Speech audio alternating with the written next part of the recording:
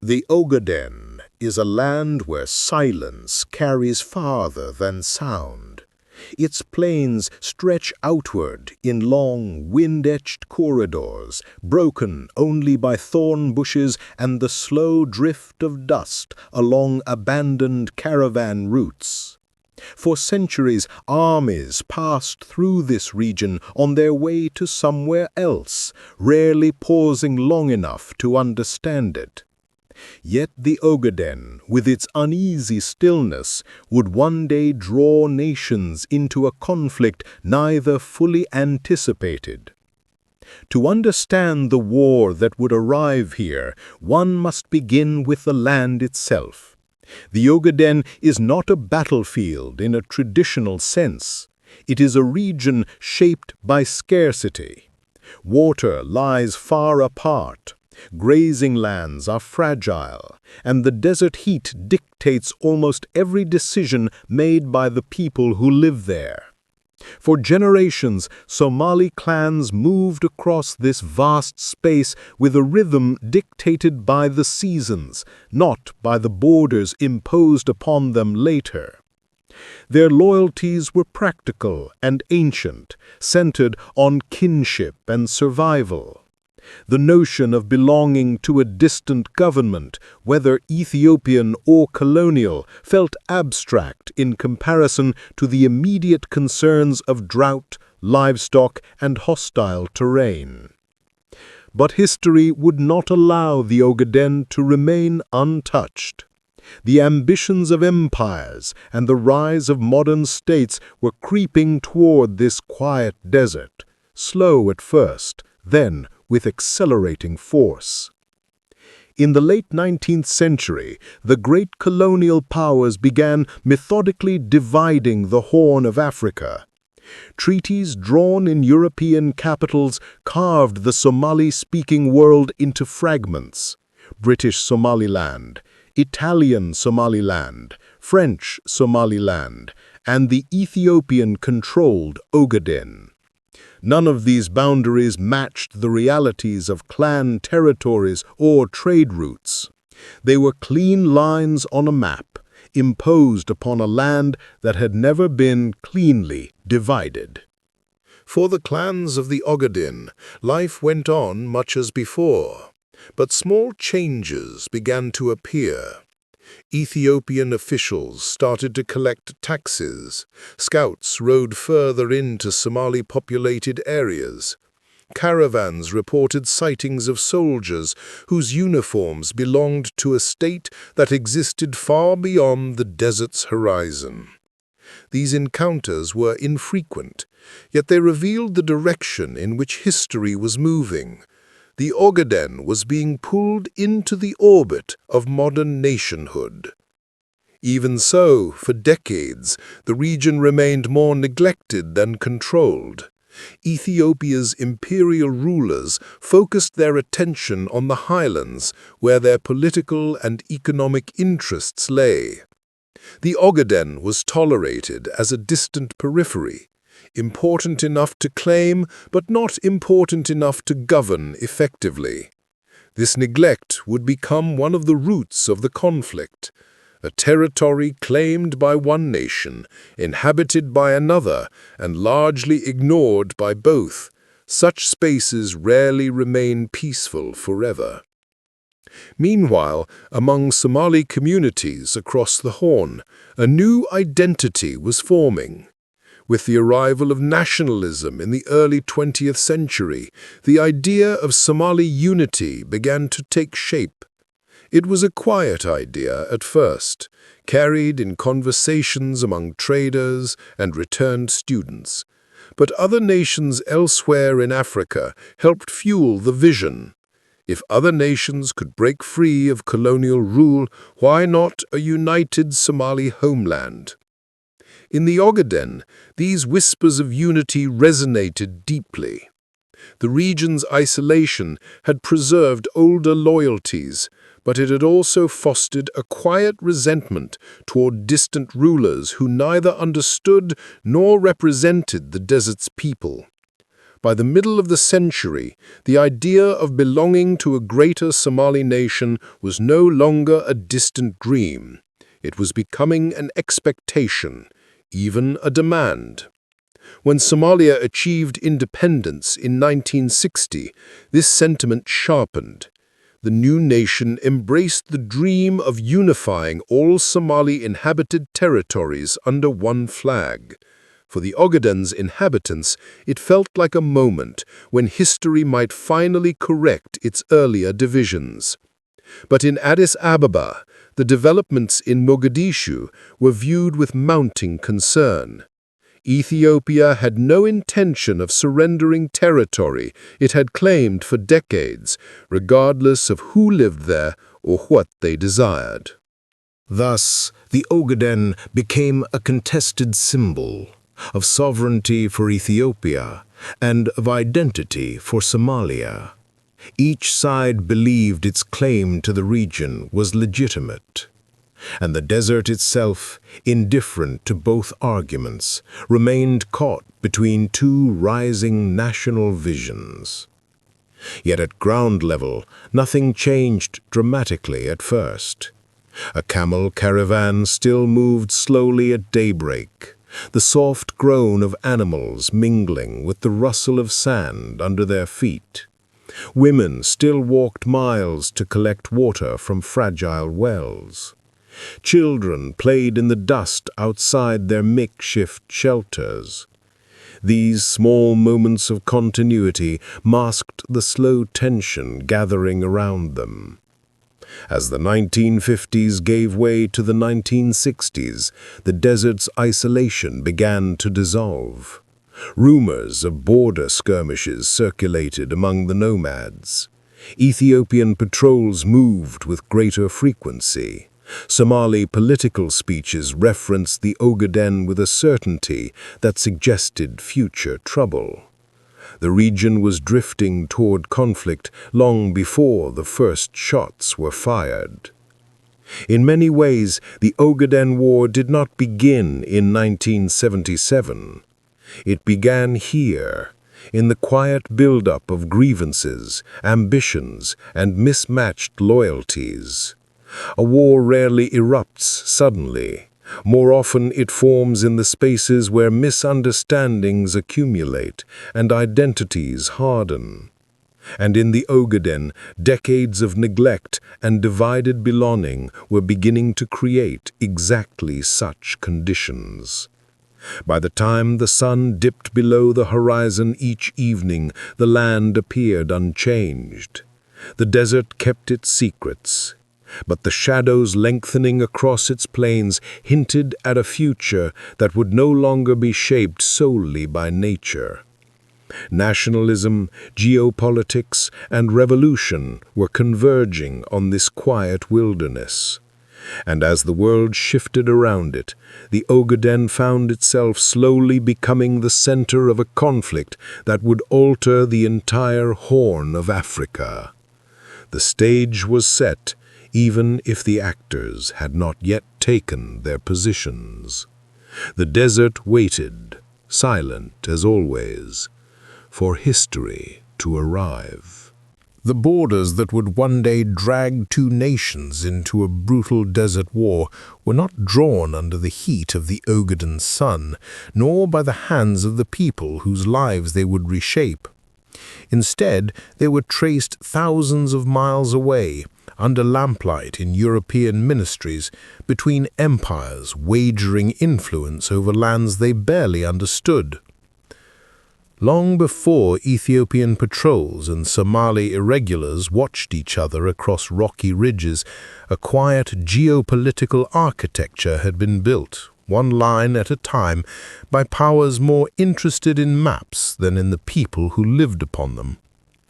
When Britain, France, and Italy divided the Horn of Africa at the end of the 19th century, they believed themselves to be stabilizing the region. In truth, they were manufacturing future grievances. The Somali people, whose clans had long moved freely across the plains following ancient routes, suddenly found themselves classified by foreign languages and categories. British Somaliland, Italian Somaliland, French Somaliland. The logic of the empire prevailed. Borders were drawn with straight rulers, unconcerned with the curves of rivers, grazing paths, or shared ancestry. The pastoral nomad had no place in the geometry of imperial convenience. Ethiopia, for its part, had its own imperial story, one forged not in overseas conquest, but in regional ambition. Addis Ababa, emerging from the victories of Menelik II, saw itself as the historical anchor of the region. When European powers recognized Ethiopia's claim over the Ogaden, it was not because the territory was well understood, but because they hoped to gain favor with a rising African kingdom capable of resisting external domination. Thus, the Ogaden, nominally Somali in culture, language, and lineage, was folded into Ethiopia's political map not by negotiation, but by the stroke of diplomatic pens. Through the early decades of the 20th century, these decisions hardened. Administrators came and went, but the boundaries remained, gradually transforming from abstract lines into political realities.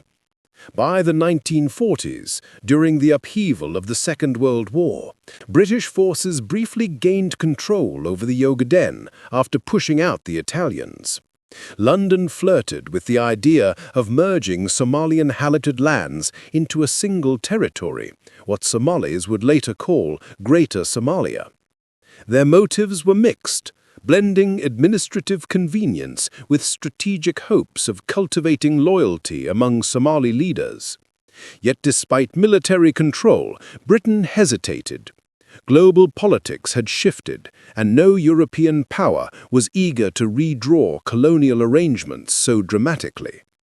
When the dust settled, Britain returned the Ogaden to Ethiopian administration, breaking the expectations of many Somali leaders who believed unification was imminent. The wound was immediate and deep.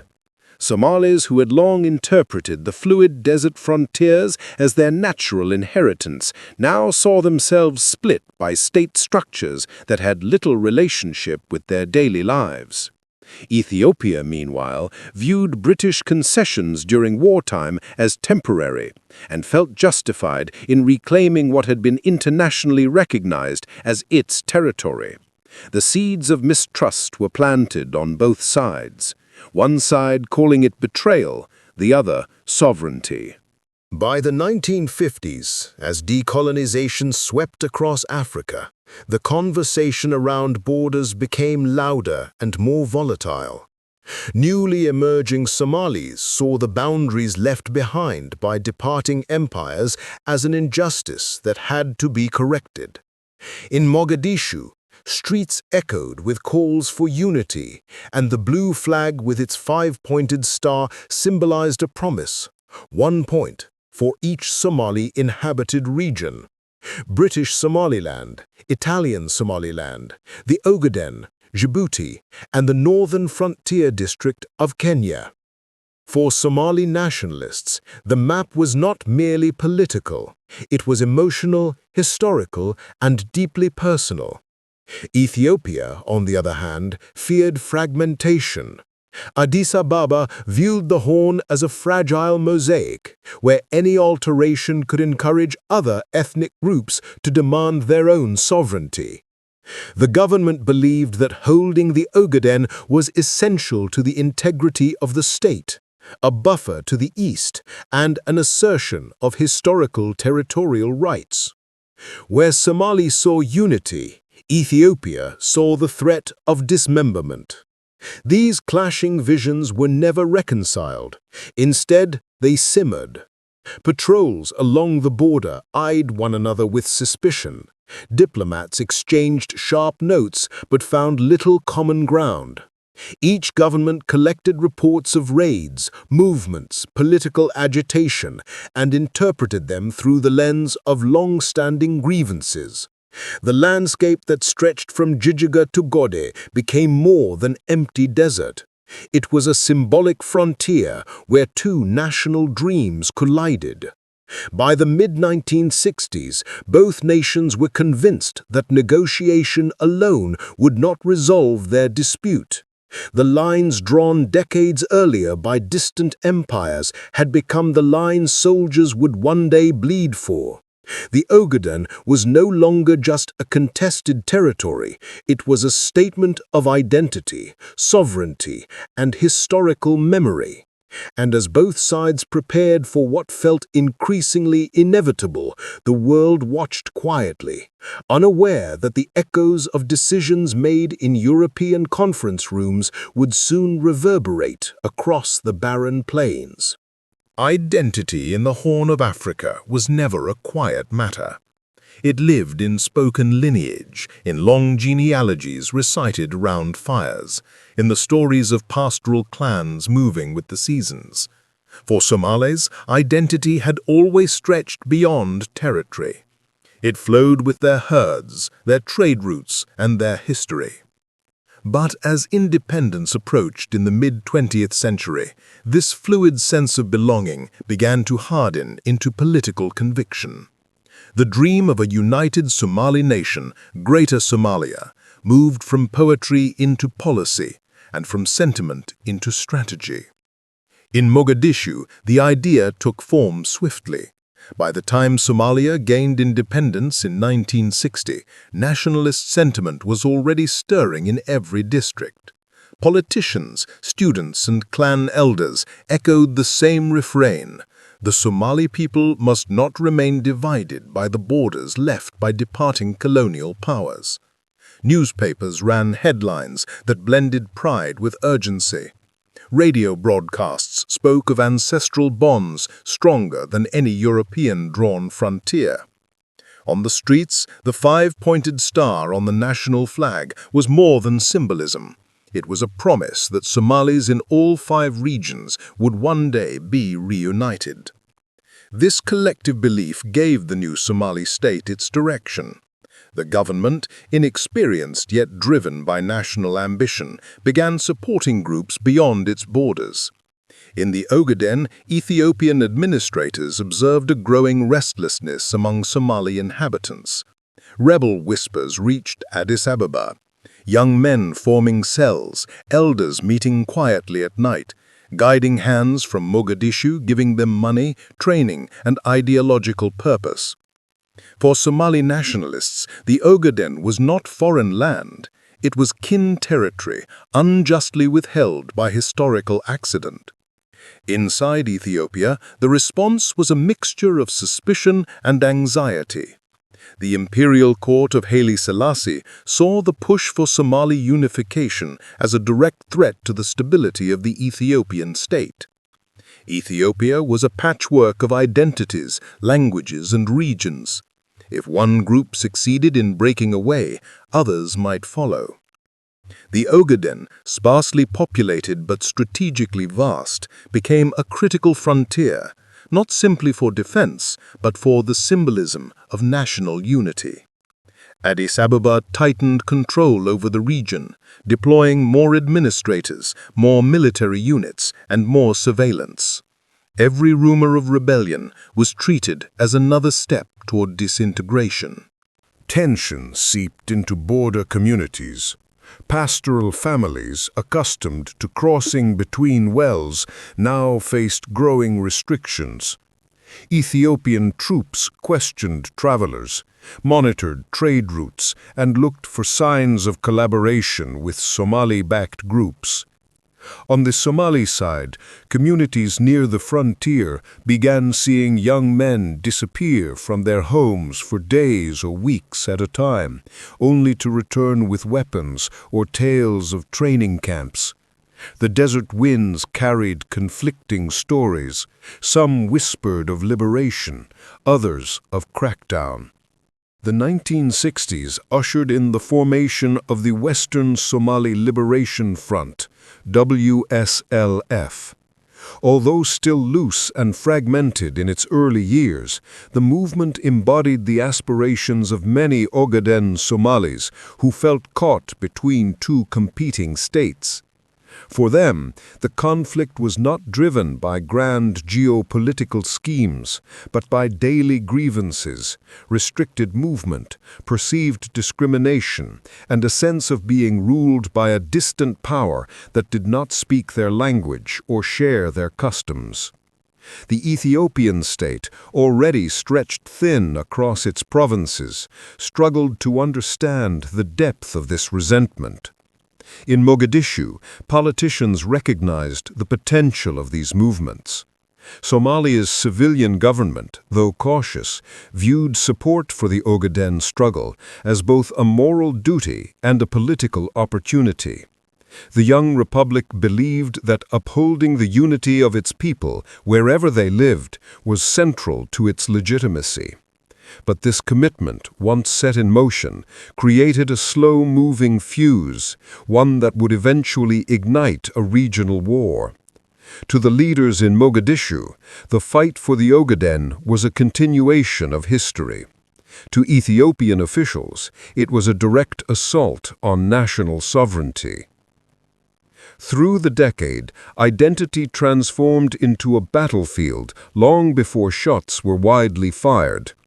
Students marched through Mogadishu, demanding solidarity with their brothers in the Ogaden. Ethiopian soldiers received orders to secure every well, outpost, and village suspected of harboring rebels. Each state viewed itself as the aggrieved party. Each saw the other as the aggressor. Misunderstandings hardened into narratives. Narratives hardened into policy. By the end of the 1960s, the Horn of Africa had become a region of simmering hostility. Maps of both nations displayed the same land in different colors. Speeches from both capitals framed the same people as either rightful citizens or oppressed kin. And across the barren plains, communities braced themselves for a conflict whose roots lay deeper than they realized. The flames of identity, once symbolic, were now taking on the shape of a coming war. The dream of a Greater Somalia did not emerge overnight. It was the product of decades of cultural unity, colonial fragmentation, and the rising tide of nationalism sweeping across Africa in the mid-20th century. Long before independence, Somalis had understood themselves as one people, linked through clan lineages, bound by a shared language, and connected by traditions that survived the shifting borders of foreign rule. When the colonial powers departed, they left behind a fractured Somali world, divided into 5 regions controlled by different states. To Somalis, this division felt not just artificial, but deeply unjust. As independence movements gained momentum across the continent, Somalia's nationalist leaders found themselves facing a rare moment in history. An opportunity to redraw the map, not in the name of empire, but in the name of unity. Their ambitions were expressed clearly in the national flag, 5 points representing Italian Somaliland, British Somaliland, the Ogaden, Djibouti, and the northern frontier district of Kenya. To many citizens, this symbol carried the weight of hope. The dream of reunification became not simply political rhetoric, but a moral obligation. Inside Mogadishu, the atmosphere of the early 1960s was charged with optimism. The city's avenues echoed with the chants of students, the speeches of ministers, and the debates of intellectuals who believed their country stood on the verge of reclaiming its historical coherence. Somali poets, whose words had long guided public sentiment, began composing verses that celebrated the nation's unity and lamented the borders that divided its people. Their poems traveled faster than official communiques, spreading national consciousness to remote villages and nomadic encampments. For the civilian government, the goal of unification shaped every foreign policy decision. Diplomats drafted letters, appealed to the United Nations, and argued that Somalis everywhere deserved the right to determine their future. The idea gained sympathy among certain African leaders, especially those who viewed colonial borders as European impositions. But sympathy did not translate into action, and Somalia soon realized that diplomatic persuasion alone could not overcome entrenched territorial claims. Beyond politics, the sentiment of Greater Somalia was fed by a deep emotional conviction. In remote regions, elders gathered beneath acacia trees, tracing in the sand the movement of clans across territories long before Europeans arrived. Pastoral families who crossed into Ethiopia or Kenya for grazing saw no foreign boundary, only familiar land and kinship ties. This continuity fostered a sense of injustice when new governments insisted on enforcing borders that disregarded the ancient roots of their people. But ideals, once embraced widely, often push nations toward difficult choices. As the decade wore on, Mogadishu began expanding support for Somali populations living outside its borders. The Ogaden, in particular, became the heart of this mission. The inhabitants, overwhelmingly Somali in language and culture, were viewed as relatives living under an authority that neither represented nor understood them. Somalia stepped into this space with a deliberate strategy to provide assistance, training, and political direction to groups willing to challenge Ethiopian rule. The Western Somali Liberation Front emerged from this environment. Although still developing in structure and discipline, it drew recruits from communities who felt alienated from Ethiopian governments. Many were shepherds who had taken up arms because they believed their identity was threatened. Others were young men eager to fulfill the national dream broadcast from Mogadishu's radios. To them, the struggle in the Ogaden became more than a regional dispute. It was a chapter in the larger story of Somali destiny. In Somalia's capital, government officials monitored these developments closely. Cabinet meetings grew increasingly dominated by discussions of the Ogaden's future. Reports from the border towns painted a picture of growing unrest, while military advisors quietly encouraged the state to prepare for the inevitable escalation. For Somalia, the claim to the Ogaden was not only cultural but strategic. Control of the region would expand the nation's geographical depth, secure grazing lands, and reinforce the notion that Somalia was reclaiming territories that had always been its own. In Ethiopia, this boldness provoked alarm. The imperial state understood that Somalia's aspirations, if realized, would strip Ethiopia of a significant portion of its territory. The Ogaden was sparsely populated, but it held enormous symbolic value. If the government allowed one group to break away, others, Tigrayans, Eritreans, Afars, might follow. Ethiopia's leaders therefore saw the Greater Somalia movement as an existential threat, and their response hardened accordingly. Whenever Somali politicians spoke publicly about unification, Ethiopia's newspapers condemned the rhetoric as expansionist propaganda. This clash of national visions widened the gulf between the two states. Propaganda on both sides intensified. Somali broadcasters described the Ogaden as a land waiting to be liberated. Ethiopian spokesmen denounced Somalia as a destabilizing force. Even in villages far from the capitals, these narratives took root, reshaping how communities viewed one another. The desert became not just a frontier, but a zone of contested identity. By the late 1960s, the dream of Greater Somalia had become inseparable from national pride. It shaped school curricula, inspired military recruits, and influenced every strategic calculation of the government. Young Somalis grew up reciting the idea as if it were a historical truth rather than a political aspiration. And for many Ogaden Somalis, the dream offered a sense of belonging that they felt Ethiopian rule could never provide.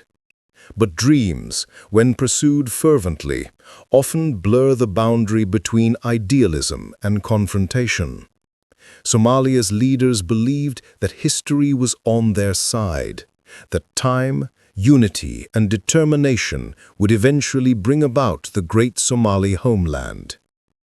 Ethiopia, confronting its own internal fractures, interpreted this same conviction as a direct challenge to its sovereignty. Thus, the dream of Greater Somalia, born from cultural unity and colonial grievance, gradually set the stage for conflict. It energized a generation, defined a foreign policy, and rallied communities across borders. But it also deepened divides, strengthened rivalries, and nudged two nations ever closer to war. In the deserts of the Ogaden, where the wind erased footprints but never grievances, the dream was no longer just an idea. It was a force gathering momentum, one that would soon reshape the region's history. In Addis Ababa, the Ogaden was never merely a distant stretch of barren land. It was a frontier that unsettled the capital's leaders, an expanse whose silence carried the weight of uncertainty. Ethiopia's imperial court understood that the region lay at the edge of its authority, vast, underdeveloped, and inhabited by people who shared little with the highland rulers who governed them. To Haile Selassie's ministers, the Ogaden was both a defensive shield and an exposed wound, vulnerable to external influence and internal discontent. The imperial government had inherited a border defined not by local consensus, but by a long series of negotiations between Europeans. To Somali nomads, the boundary meant little. They crossed it with their herds as they had for generations, oblivious to the lines drawn on colonial maps. But in Addis Ababa, these routes were treated as security risks. Every movement of people, every rumor of rebellion, every whisper of Somali agents operating in the region was interpreted through the lens of national survival. For Ethiopia, identity was not as unified as Somalia's.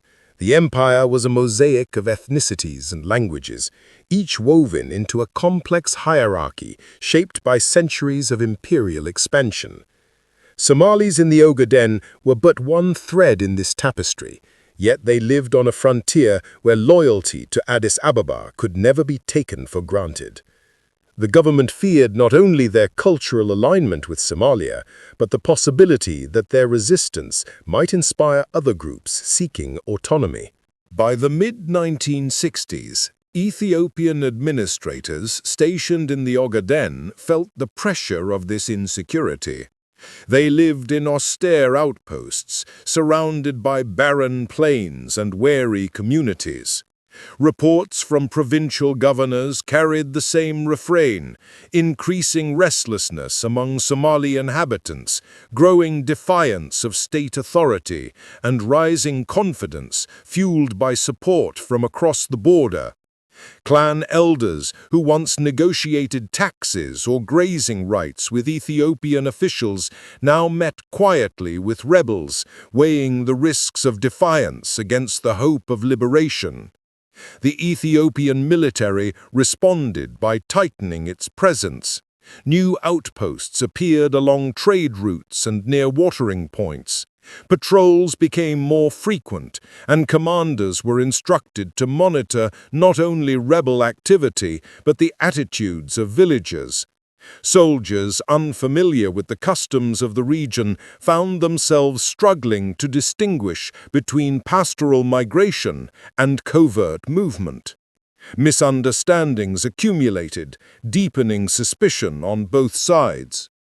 In Addis Ababa, the political elite debated how to secure the frontier without provoking a wider conflict. Diplomats insisted that Somalia's ambitions were driven by expansionism disguised as nationalism. Military advisors warned that Mogadishu's support for insurgents was increasing and that Ethiopia's defenses in the Ogaden remained thin. The emperor, experienced in the slow diplomacy of African politics, sought to balance firmness with restraint. But he knew that every step taken by Somalia heightened the fragility of his own rule. Even as Ethiopia's external concerns grew, internal pressures mounted. The empire faced economic stagnation, rural discontent, and an aging leadership struggling to address modern demands. Student protests in Addis Ababa echoed through government halls, calling for reform and criticizing the imperial system. In such a climate, the Ogaden became more than a territorial issue. It was a symbol of Ethiopia's vulnerability, a reminder that its authority was constantly tested at its edges. The Ethiopian Intelligence Service intensified its surveillance across the frontier, sending agents disguised as traders or herders into remote settlements. Their reports painted a landscape shifting toward rebellion. Clandestine meetings in desert encampments, fighters receiving training just across the border, and young men crossing into Somalia with motives that were unclear but troubling. These fragments of information fed a growing sense of unease within the military command. The imperial government attempted to counter this unrest with a mixture of incentives and force. Money was allocated for development projects, roads that cut across dry plains, wells intended to bring relief to communities. Yet these efforts were slow, inconsistent, and often undermined by corruption. For many Ogaden Somalis, these projects felt less like investments in their well-being and more like extensions of control. A well guarded by Ethiopian soldiers did not feel like a gift. It felt like a checkpoint. Despite the tension, the Ogaden remained deceptively quiet on the surface. Markets continued to operate. Caravans moved cautiously along the desert routes, and elders negotiated minor disputes as they always had. But beneath this fragile normalcy, grievances lay unresolved. Each new restriction, each skirmish between rebels and Ethiopian patrols, each rumor of Somali involvement gradually shifted the balance. The region's silence became one of anticipation, not stability. In the capital, this quiet only heightened the unease. Ministers felt that the frontier could erupt without warning.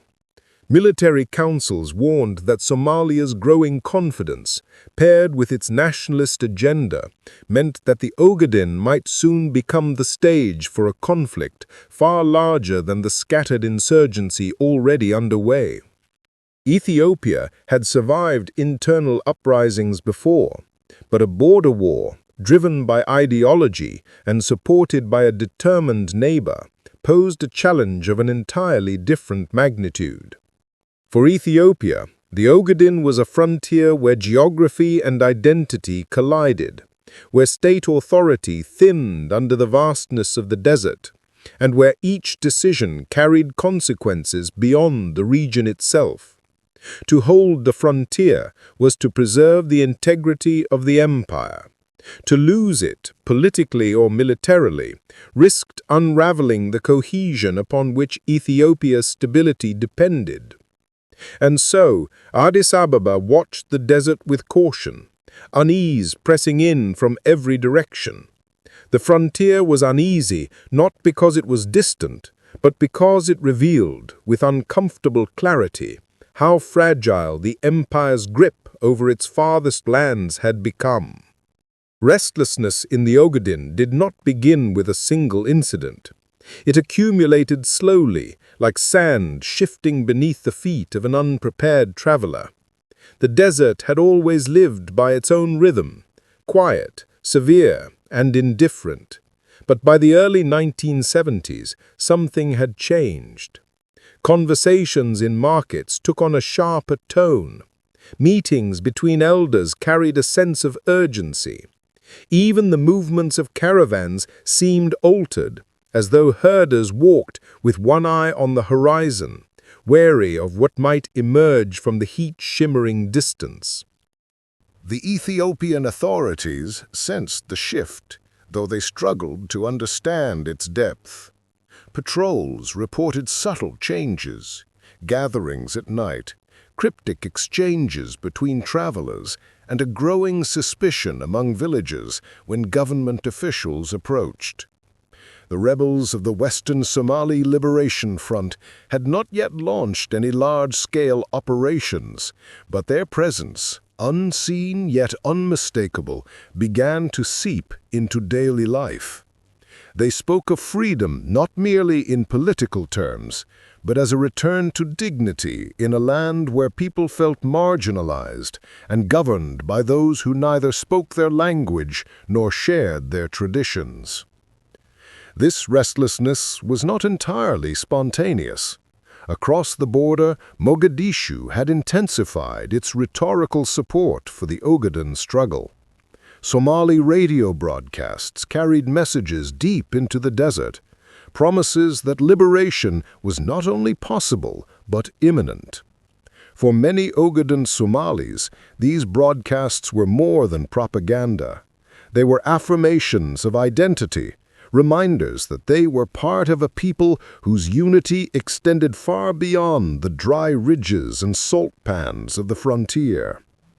Young men listened to these voices with growing conviction, while elders debated the dangers and the hopes hidden within them. Ethiopian administrators were not deaf to this shifting tide. Their reports to Addis Ababa grew more anxious, filled with warnings about rising hostility and growing sympathy for the insurgents. Officials who once moved freely through the region now traveled with escorts. Some villages that had previously cooperated with government directives began resisting in small but telling ways. There were delays in reporting, refusals to provide supplies, sudden absences when officials arrived. Each act was minor on its own, but together they formed a pattern that suggested loyalty to the state was eroding. Military commanders responded with increased vigilance. Outposts received reinforcements, new checkpoints were established, and patrols extended farther into remote areas. But this only deepened the resentment among locals who felt watched, restricted, and increasingly alienated from a government they had never fully trusted. Soldiers, unfamiliar with the customs and emotional landscape of the region, often interpreted caution as defiance. Their presence, intended as reassurance, instead hardened the divide. The rebels, aware of these tensions, exploited them with calculated precision. They avoided direct confrontation, choosing instead to cultivate support quietly. Their emissaries met with clan elders under the cover of darkness, offering promises that resonated deeply with listeners. Land returned, culture respected, authority restored to local hands. They maneuvered through the desert with ease, their intimate knowledge of the land allowing them to appear and vanish with a fluidity that Ethiopian patrols could never match. In villages where Ethiopian control was weakest, the rebels began testing the limits. They sabotaged outposts, intercepted supply lines, and intimidated local collaborators. These actions were small in scale but significant in their symbolism. The desert, once indifferent, was becoming contested ground. Yet restlessness affected more than the fighters or the officials. It seeped into the rhythms of pastoral life. Families whispered at night about distant gunfire, about sons who had joined the insurgency or vanished into Somalia for training. Women walking to wells spoke in lowered voices, wary of being overheard by soldiers or rebel informants. Even the animals seemed unsettled, disturbed by the tension that lay unseen but unmistakable in the air. The Ethiopian state tried to present an image of control. Addis Ababa issued statements claiming the frontier was secure and that rebel activity was exaggerated. But these declarations did little to reassure the administrators and officers stationed in the Ogaden, who witnessed every day how the ground beneath them was shifting. The empire was aging, its institutions strained. Its response to the rising unrest was slow and often reactive, unable to match the nimble movements of the rebels or the emotional clarity of the Somali nationalist message. Across the border, Somalia watched with increasing interest. Mogadishu's leaders understood that restlessness was the seed of opportunity. Each report of defiance, each skirmish, each rumor of Ethiopian frustration signaled that the desert might soon tilt in their favor. They expanded their training camps, refined their strategy, and intensified support to the WSLF. The dream of reclaiming the Ogaden seemed less abstract now, more tangible than it had ever been. In the Ogaden itself, the restlessness began to feel like the prelude to something inevitable. The desert held its breath. Villagers felt it. Soldiers felt it. Rebels felt it. The silence between skirmishes carried a weight that suggested events were moving toward a turning point. The desert had turned restless, not with noise or open rebellion, but with the quiet certainty that the region was slipping into a conflict that would soon reshape the fortunes of both Ethiopia and Somalia. Whispers do not travel in straight lines across a desert. They drift, carried by traders, by wandering herders, by men who appear at the edge of a settlement only long enough to refill their water skins before vanishing again into the heat. In the early 1970s, those whispers moving between Somalia and the Ogaden began to take on a more deliberate tone. What had once been scattered talk, rumors of support, hints of coordination, was now shaping itself into something more organized, more confident, and unmistakably more dangerous for Ethiopia. Along the border, movement increased in ways that Ethiopian patrols found difficult to explain. Tracks appeared where no caravans had officially passed. Villages that once relied on Ethiopian markets suddenly had an abundance of supplies clearly sourced from elsewhere. Nighttime fires burned in places long considered deserted. Small things, each one easy to overlook, but together forming a pattern that pointed unmistakably towards Somalia's growing involvement. In Mogadishu, the government had begun treating the Ogaden not as a distant cause, but as a strategic priority.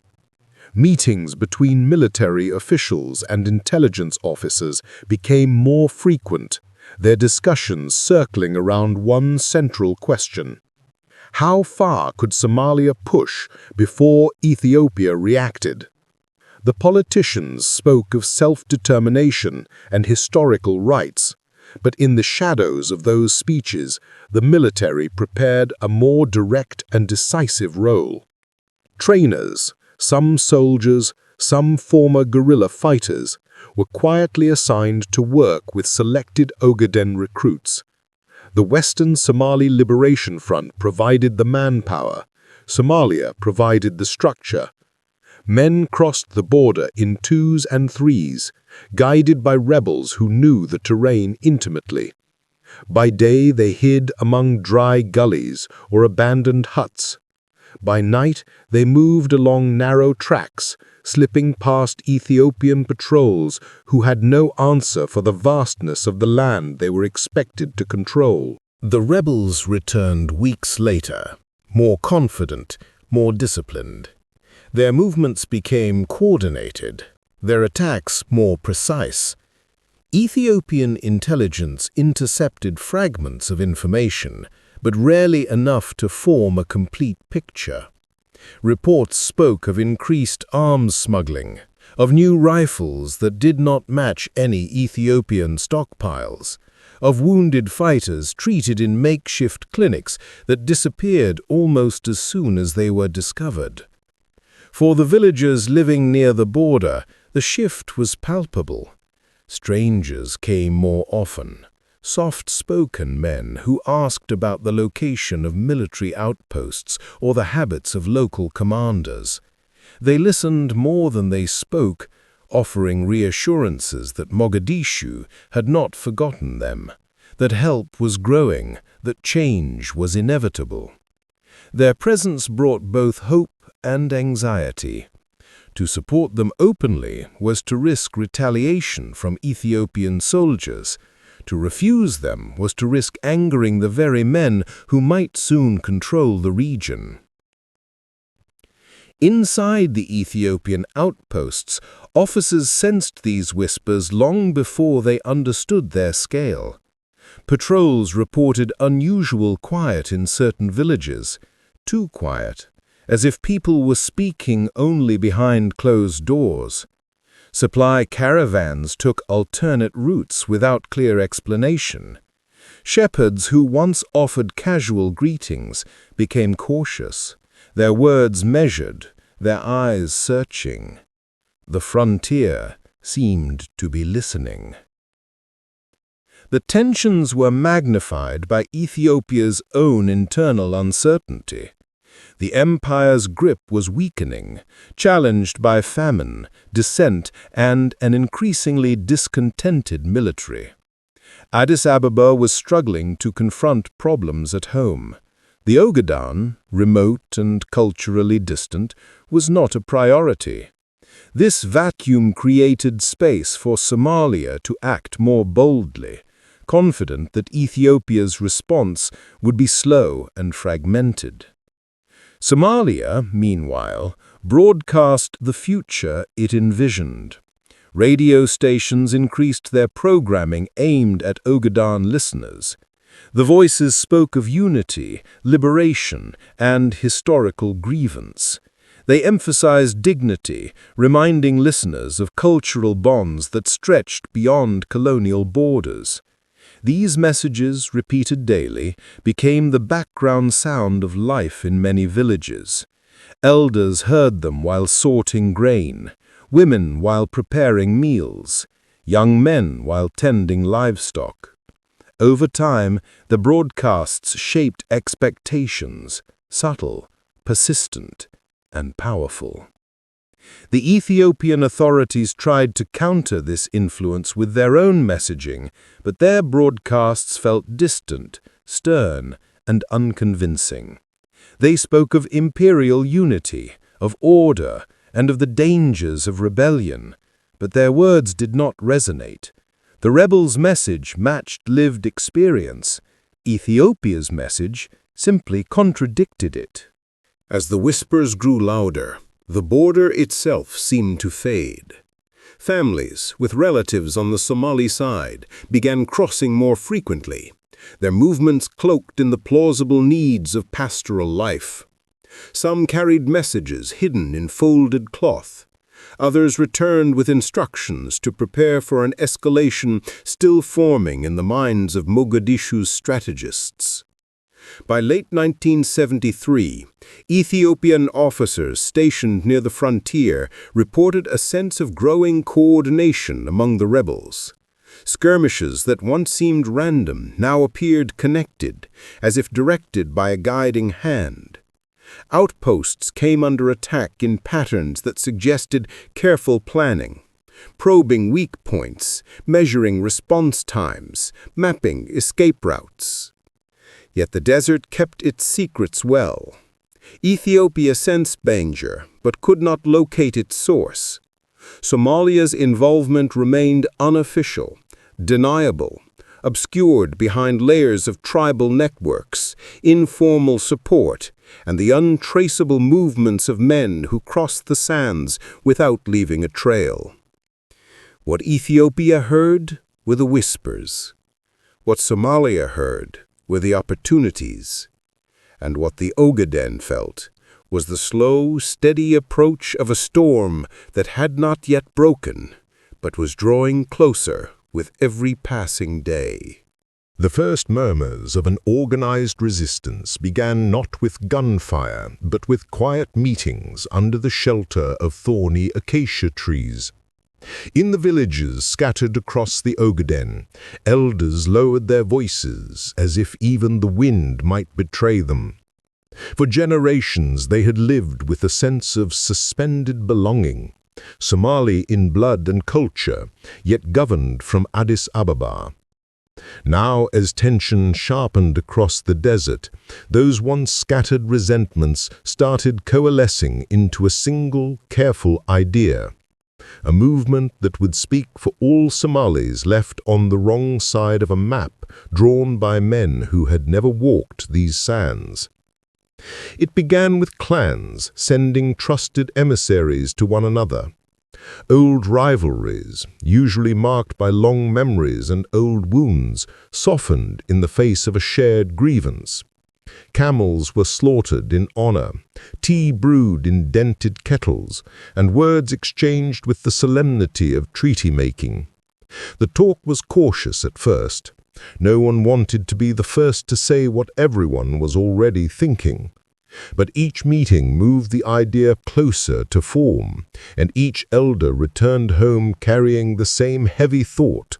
Unity was no longer a dream, but an obligation. In the twilight hours, young men gathered near dried riverbeds. Some returning from herding, others from madrasas or market caravans. They spoke of stories their parents whispered, about betrayal by faraway governments, about promises never fulfilled, about borders drawn without the slightest regard for the people who lived within them. The youths listened, and something inside them shifted. They had inherited a patience their elders valued, but the desert had taught them a harsher truth. Silence did not change anything, it simply preserved suffering. As the idea spread, it reached Hargeisa, Borama, and towns deeper inside Somalia. There, intellectuals, traders, and former soldiers began taking notice. The unresolved wound of Somali irredentism, open since independence, throbbed again. Newspapers carried thinly veiled critiques of Ethiopian rule, hinting at the plight of their kin. Radio Mogadishu broadcast speeches about unity and destiny, careful not to cross diplomatic lines, but clear enough for anyone who understood the subtext, and those in the Ogaden did. The Uganda War veterans returning to Somalia, men who had served under different banners, in battles far removed from their homeland, brought with them a new discipline and a deeper understanding of modern warfare. They saw the Ogaden not merely as a grievance, but a front line of a larger struggle. Their mindset differed sharply from that of the pastoralists. They spoke about training camps, supply chains, strategy, and political leverage. They knew that if Somalis were to challenge Ethiopia, they needed more than enthusiasm, they needed organization. By 1972 and 1973, these discussions converged into something tangible. Key figures, some known and others intentionally hidden in obscurity, began mapping the structure of a formal resistance. They discussed logistics, where to train recruits, who could provide weapons, how to move fighters across the desert without drawing attention. Meetings were held both inside Somalia and in remote Ogaden hamlets, where scouts watched the horizon day and night. The official birth of the Western Somali Liberation Front did not occur in a grand hall nor involve elaborate declarations. It happened quietly, almost timidly, as if too much noise might doom it before it began. A few men, representing diverse clans and communities, placed their signatures, or thumbprints, on a document drafted in a mud-walled room. Its language was simple: liberation, unity, dignity, and the right to self-determination. The new organization adopted a modest military structure. Commanders were chosen not by ambition, but by experience, usually men who had fought before or who possessed natural authority recognized by their clans. Recruits arrived in small groups: herders who had never held more than a spear, students filled with ideology, former bandits familiar with the terrain, and old warriors eager for one final cause. They trained with worn rifles and limited ammunition. Some learned to shoot by aiming at stones thrust into the sand. Others practiced night maneuvers, guided only by the stars. For the desert was not merely their home, it was their greatest ally. But the WSLF's foundation was not purely military. The elders insisted that the movement also needed a political spine. Committees were appointed to engage civilians, to ensure that the fighters did not drift from the community they claimed to defend. Women participated by running courier routes, providing shelter, and gathering intelligence.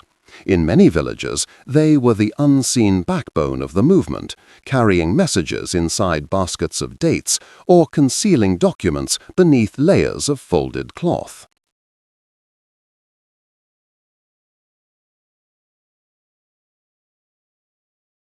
As the months passed, Ethiopian authorities grew increasingly suspicious.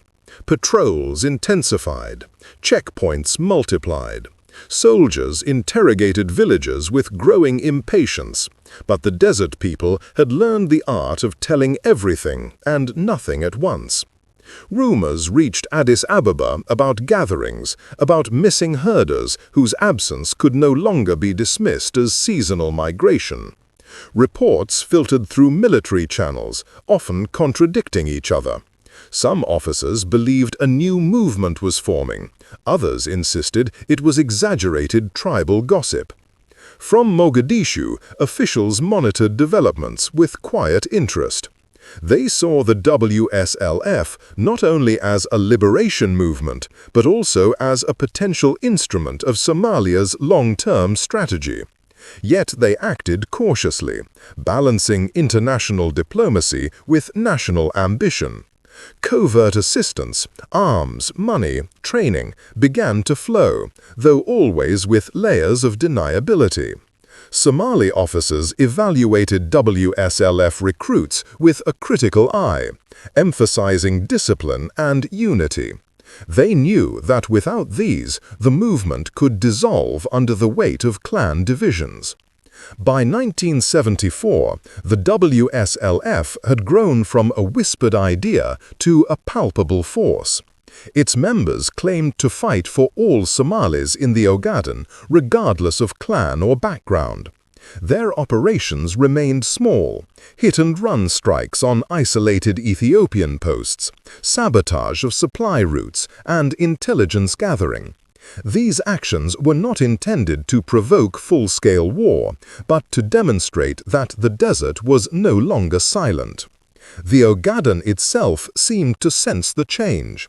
Caravans moved with heightened caution, their drivers alert to every dust plume on the horizon. Village gatherings became more guarded. Songs once sung for weddings slowly gave way to verses about longing for liberation. Even the children sensed the tension. They played games imitating fighters and soldiers, their wooden sticks shaped into imaginary rifles. The birth of the WSLF did not alter the region overnight, but it shaped its atmosphere. The Ethiopian authorities, once complacent, now faced a movement rooted not in ideology imported from abroad, but in the lived experience of the people. Meanwhile, the WSLF fighters, poorly equipped yet driven by conviction, believed history had finally called upon them. And as the desert nights grew colder, their resolve hardened. There was no turning back now. The first sparks had been lit, and the Ogaden, long neglected, would no longer remain quiet. In the mid-1970s, long before the first large columns of Somali tanks crossed into the Ogaden, a different kind of struggle had already begun. One without battle lines, without declarations, and without the thunder of artillery. It was a war fought in whispers, in the shifting patterns of tribal loyalties, and in the subtle tightening of Ethiopia's administrative grip. This quiet war was not marked by decisive victories, but by slow corrosion of trust, of stability, of the fragile balance that once held the frontier together. Across the Ogaden, Ethiopian officials sensed the ground changing beneath them. Reports from district officers grew increasingly anxious. Fewer villagers were willing to cooperate. Fewer elders trusted government emissaries. And the once routine collection of taxes became an ordeal marked by stalling, excuses, or outright refusal. A subtle defiance had begun to crystallize among the Somali inhabitants, one that spoke not through open rebellion, but through a collective, deliberate disengagement. To Addis Ababa, these signs were impossible to ignore. The Derg regime, having seized power in 1974 with promises of revolution and order, viewed any form of dissent as an existential threat. The Ogaden, sparsely populated but strategically vast, became a point of growing suspicion. Intelligence officers were dispatched to towns like Jijiga, Gode, and Kebri Dahar with orders to assess the Somali mood. They approached the task with ideological zeal, but little understanding of the people they were sent to monitor. The results were predictable. A casual greeting, interpreted as evasive, could become an argument for punitive action. A village reluctant to host soldiers might be labeled sympathetic to insurgents. Misjudgments piled atop misunderstandings, and each one pushed the population further away. Even the Ethiopian soldiers stationed there felt the tension. They were outsiders in a land where the language was foreign, the customs unfamiliar, and the tribes interwoven through bonds they could not decipher. Meanwhile, the WSLF quietly expanded its footprint. Its fighters, moving in small, nimble groups, avoided direct confrontation. Their aim was not to defeat the Ethiopian forces, at least not yet, but to weaken their authority through 1,000 subtle cuts. Roads that once carried supply trucks became unreliable. Tracks disappeared under drifting sand or were deliberately obscured by nomads sympathetic to the cause. At night, WSLF operatives would remove signposts, tamper with water pumps, or sabotage communication lines. Nothing dramatic, just enough to remind the authorities that control was slipping. Sometimes the WSLF acted through presence alone. A single fighter arriving at a village gathering, rifle slung over his shoulder, was often enough to shift the conversation. Elders who wanted peace found themselves torn between caution and loyalty to their people. Those who had initially hoped for negotiation realized slowly and reluctantly that neither side was willing to compromise. Across the border in Somalia, the quiet war was observed with increasing interest. Mogadishu's military planners understood that conditions were ripening, though not yet ripen enough for open conflict. They studied Ethiopian troop movements through informants and intercepted reports. Every piece of information, an unusually large convoy spotted near Harar, a new garrison established in Warda, a commander replaced without explanation, was added to a growing picture. Somali officers visiting WSLF camps noted improvements, but also shortcomings. Lack of coordination between clans, unreliable supply lines, and the persistent shortage of ammunition. Yet what impressed them was the invisible infrastructure forming beneath the surface. The WSLF had become embedded in the daily life of the Ogaden. A wounded fighter could vanish into the home of a shepherd's family without fear of betrayal. A message could cross 300 kilometers through a chain of trusted hands, each link fortified by a shared sense of identity. This kind of network could not be built overnight. It was the product of decades of accumulated grievances. Ethiopian commanders were aware something was building, but they could not pinpoint its scale. The desert worked against them. A single set of tracks in the sand could belong to a herder or an insurgent. A cluster of tents might house a wedding feast or a clandestine meeting. Their frustration often translated into heavy-handed actions, rounding up entire communities, detaining men without charge, or burning suspected WSLF safe houses. Each act, intended to stem the tide, only fed it further. For the ordinary people of the Ogaden, the quiet war was both omnipresent and strangely intangible. They woke to the same sun, tended to the same herds, and followed the same seasonal migrations. But beneath this rhythm pulsed an ever-growing anxiety. Travelers spoke of new checkpoints along the roads. Women returning from wells whispered of soldiers searching the area, suspicious of gatherings. Elders noticed unfamiliar faces in the markets, plainclothes informants, some believed, sent by either side. The tension seeped into small details. Traders grew cautious about discussing politics, even in jest. School teachers hesitated before mentioning Ethiopia or Somalia in lessons. In some villages, young men began carrying themselves differently, more alert, more guarded, as though expecting something inevitable. They knew war was coming. The question was not if, but when. Meanwhile, Mogadishu's involvement deepened. New training camps were established under the guise of border security units. Officers from the Somali National Army instructed WSLF recruits in small unit tactics, map reading, and coordinated ambushes. The desert saw young men disappear for months, returning leaner, quieter, and more disciplined. And yet, despite all these signs, the world beyond the Horn of Africa paid little attention. Ethiopia's internal turmoil, the Derg's brutal purges, the economic collapse, the Red Terror, overshadowed developments in the Ogaden. Foreign diplomats describe the region in cold, distant terms, low-intensity unrest. They did not grasp the significance of a frontier where loyalties, once passive, had begun shifting decisively. By 1976, the Quiet War had reached its maturity. Ethiopian forces moved with heightened caution. Somali military planners updated their assessments with growing confidence. The WSLF, now larger and better organized, operated with a sense of purpose that had not existed just a few years earlier. But the strangest aspect of this period was its silence. No major battles were fought, no dramatic declarations issued.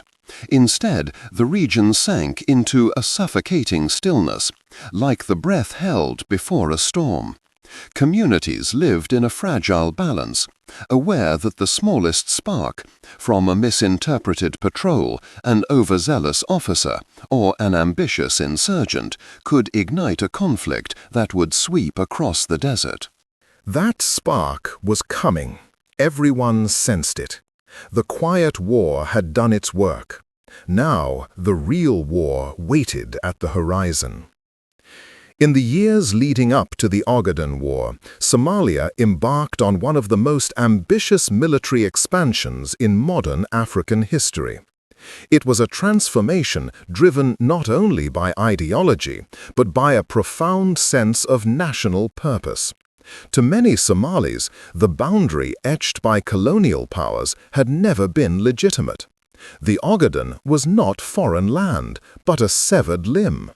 And so, as the quiet war simmered across the frontier, Somalia armed itself, patiently, deliberately, and with a determination that would reshape the balance of power in the Horn of Africa.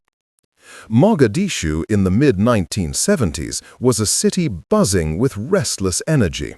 The capital, still modest by global standards, was nonetheless flush with the confidence of a nation that believed history had placed it on the cusp of destiny. Billboards bearing Siad Barre's slogans, "One Somalia, One People, One Destiny," looked down upon busy streets where soldiers marched in fresh uniforms imported from abroad. Their new Soviet-made rifles gleamed under the sun, symbols of a country recasting itself from a pastoral society into a regional military force. The transformation had begun years earlier, but by 1975 it accelerated dramatically. The Soviet Union, eager to gain influence across the Horn, saw in Somalia a loyal partner, willing to embrace socialist ideology. Moscow dispatched military advisors, armored vehicles, and aircraft with increasing regularity. Il-76 transport planes became familiar sights at Mogadishu's airfields, their cargoes unloaded by technicians who worked late into the night. Somali officers, many trained in Soviet academies, returned home imbued with a sense of professional pride. They spoke of combined arms doctrine, armored thrusts, and the importance of air superiority, concepts far removed from the clan-based skirmishes that once defined the region. Their presence changed the texture of the Somali National Army. What had been a force of modest capability now began to resemble a modern, mechanized institution. In training camps near Baidoa, Beledweyne, and Kismayo, soldiers drilled with newfound rigor. Tank crews practiced maneuvers in the open plains, their T-55s kicking up clouds of dust as they rumbled in formation. Artillery units rehearsed rapid deployments, learning to fire Soviet 122mm howitzers with precision. The Air Force, though small, received a vital boost. MiG-21 fighters arrived, sleek and lethal, piloted by men who had spent years honing their skills in Eastern Europe. For many ordinary Somalis, this military build-up stirred feelings of pride and anticipation. The idea of reclaiming the Ogaden was not simply a political goal. It was a cultural aspiration woven into national identity. The stories spoken in tea houses and markets carried a tone of inevitability. Soon, people said, soon the desert will be ours again. Yet beneath this optimism lay a more sober reality. Somalia's economy could barely sustain such rapid militarization. Much of the population remained pastoral, vulnerable to drought and poverty. But these weaknesses were overshadowed by the intoxicating belief that the nation was preparing for something larger than itself. Siad Barre understood the power of that belief. He appeared frequently in front of his officers, delivering speeches that mixed Marxist terminology with Somali nationalism. He spoke of solidarity, of dismantling imperialist borders, and of a future in which Somalis across the Horn would unite under one flag. His words, delivered with the cadence of a seasoned commander, rallied the officer corps. Many believed they were being prepared for a mission that transcended politics. As the Somali arsenal grew, relations with the WSLF deepened further. Weapons flowed discreetly across the border, first in small quantities, then in larger shipments. Soviet-supplied rifles were passed to WSLF fighters, replacing their aging assortment of arms. Some groups received mortars and recoilless rifles, enabling them to strike Ethiopian posts with greater effect. Somali instructors visited their camps in the Ogaden, teaching tactics suited to desert warfare. How to ambush convoys, how to move unseen across open land, and how to disappear before Ethiopian reinforcements could respond. The unraveling of Ethiopia began not with a sudden explosion, but with a slow, persistent decay, an accumulation of pressures that finally broke the foundations of an ancient empire. By the early 1970s, the country had already been drifting toward crisis. Droughts had ravaged the north. Famine had crept into regions the imperial court preferred not to acknowledge. And across Ethiopian society, from students to soldiers, a deep dissatisfaction simmered beneath the surface. When the revolution finally came, it moved with a strange, almost reluctant inevitability. There was no single leader directing events, no unified ideology guiding the crowds that formed in Addis Ababa. Instead, the empire seemed to collapse under the weight of its own contradictions. Haile Selassie, who had ruled for decades with an air of untouchable authority, found himself confronted by a country he no longer recognized. For ordinary Ethiopians, especially those living far from the capital, the earliest signs of the revolution were confusing. Rumors filtered through markets and churches, protests in Addis, soldiers refusing orders, students filling the streets. The very idea that the emperor, the Lion of Judah, a symbol of continuity, could be challenged felt unimaginable. And yet the murmurs grew louder. Teachers spoke of strikes. Traders passing through Harar mentioned officers demanding reforms. Even in the Ogaden, the distant frontier, whispers arrived on the wind. The imperial government attempted to maintain composure, but the machinery of authority was faltering. The army, once considered the empire's backbone, had become restless. Soldiers angry about unpaid wages and poor living conditions began voicing their grievances openly. Their protests spread from garrisons to bases, taking on a momentum that alarmed the palace. In an effort to placate them, Selassie dismissed long-serving ministers, but each concession only convinced the military that the emperor was losing control. By mid-1974, the atmosphere in Addis Ababa was electric. Demonstrations erupted with increasing regularity. Students demanding democracy, workers calling for wage increases, peasants seeking land reform. The city's boulevards, once symbols of imperial grandeur, turned into corridors of political agitation. Placards replaced banners, chants replaced hymns, and the emperor's portraits, once untouchable, began to disappear from walls. Then the Derg emerged. At first, few understood who they were. The term Derg, meaning committee, sounded bureaucratic, almost harmless. But this collective of junior and mid-ranking officers quickly consolidated power with a clarity of purpose that contrasted sharply with the chaos around them. Their meetings took on a quasi-military rhythm: lists, investigations, interrogations. They spoke of rooting out corruption, restoring order, and transforming Ethiopia into a socialist state. Their tone was severe, uncompromising, and increasingly authoritarian. The emperor watched helplessly as the walls closed in. In September 1974, the once unimaginable happened. Haile Selassie was arrested inside his palace and taken away in a military vehicle. No fireworks marked the fall of an empire. The moment passed with a quiet chill, like a curtain being drawn across history. Many Ethiopians witnessed it with disbelief. Others felt a guarded sense of hope. A few sensed with a foreboding clarity that the revolution was only beginning. In the Ogaden, the impact of the revolution was immediate and unsettling. Ethiopian officers assigned to the frontier received conflicting orders from the capital.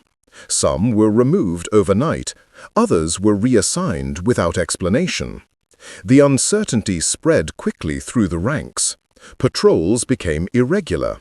Garrison commanders hesitated before taking action, fearful that any decision might later be judged counter-revolutionary.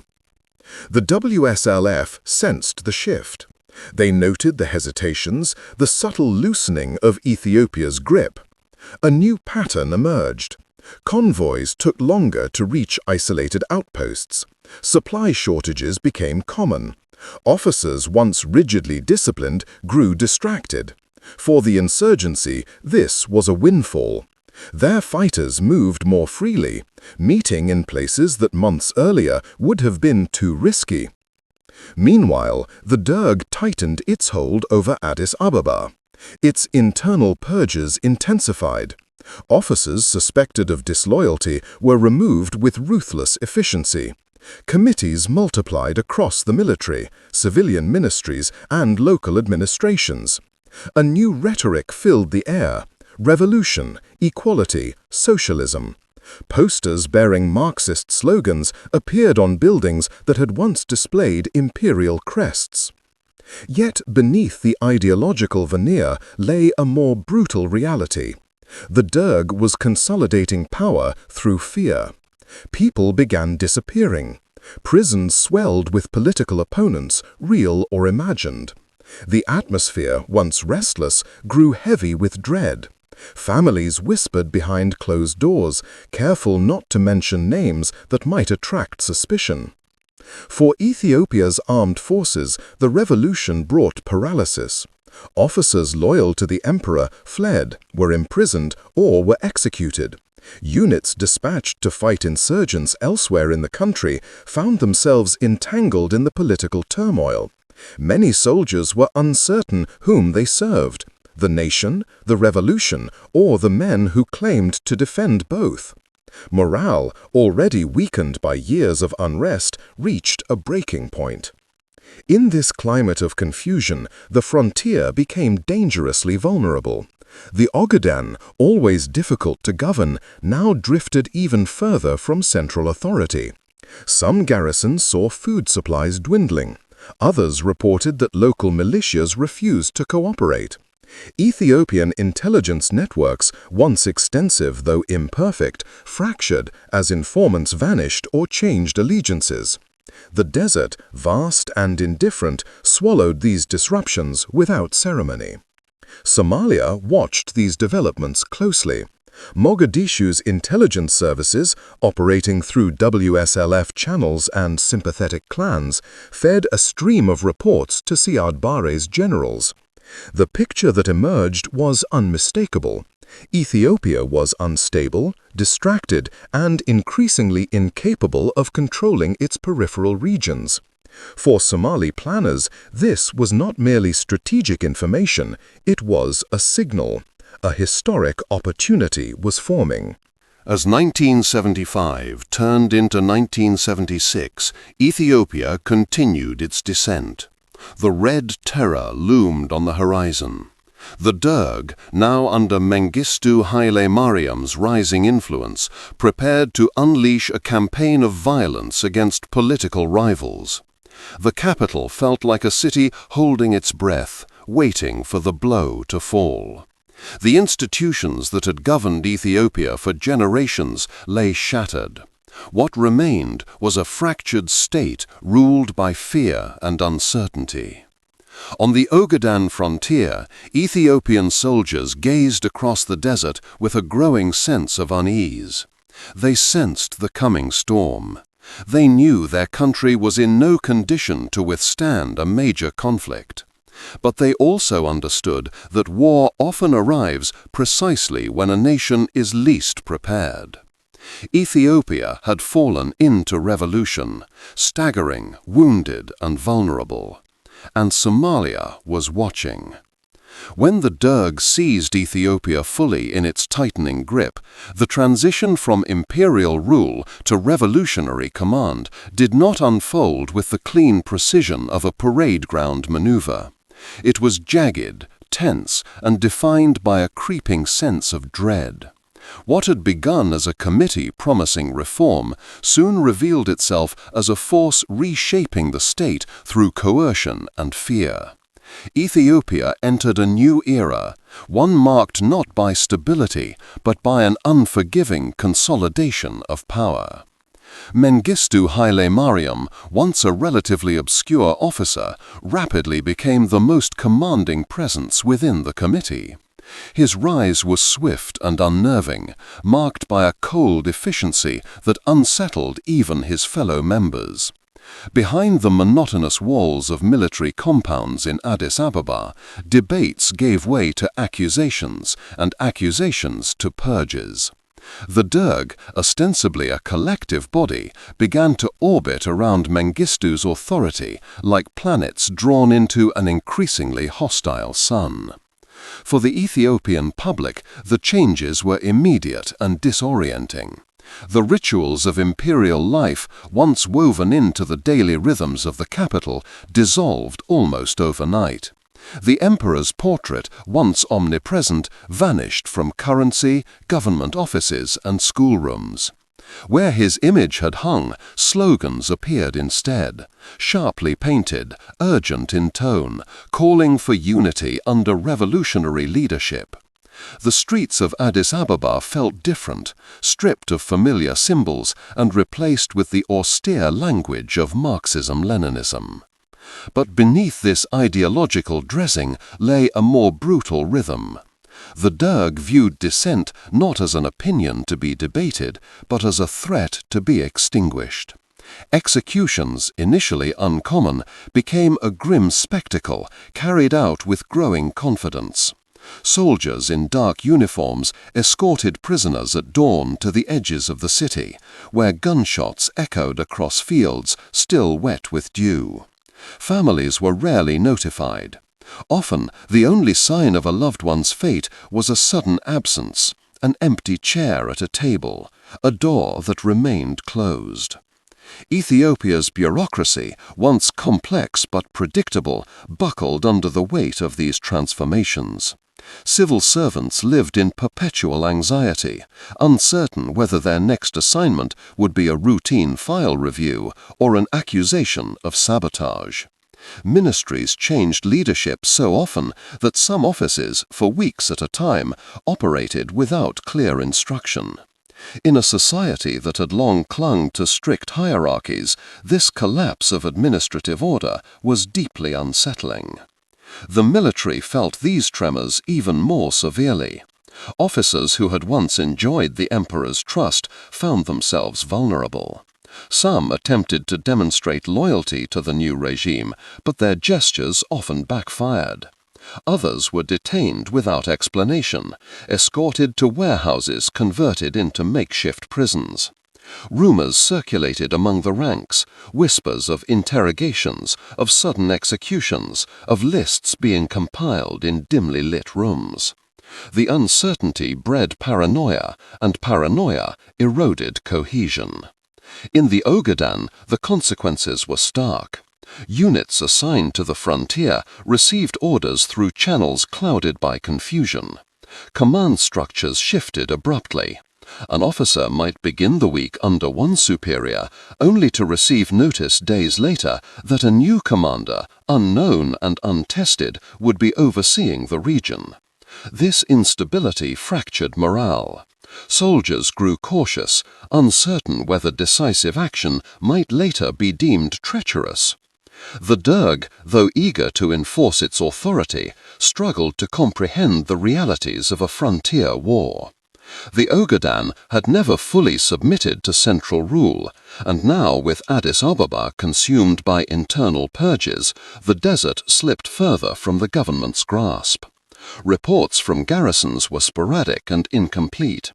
Intelligence assessments painted contradictory pictures. Supplies meant for isolated posts were delayed or misallocated, often disappearing entirely before reaching their destinations. Yet even as its internal machinery faltered, the Derg projected an image of unshakable resolve.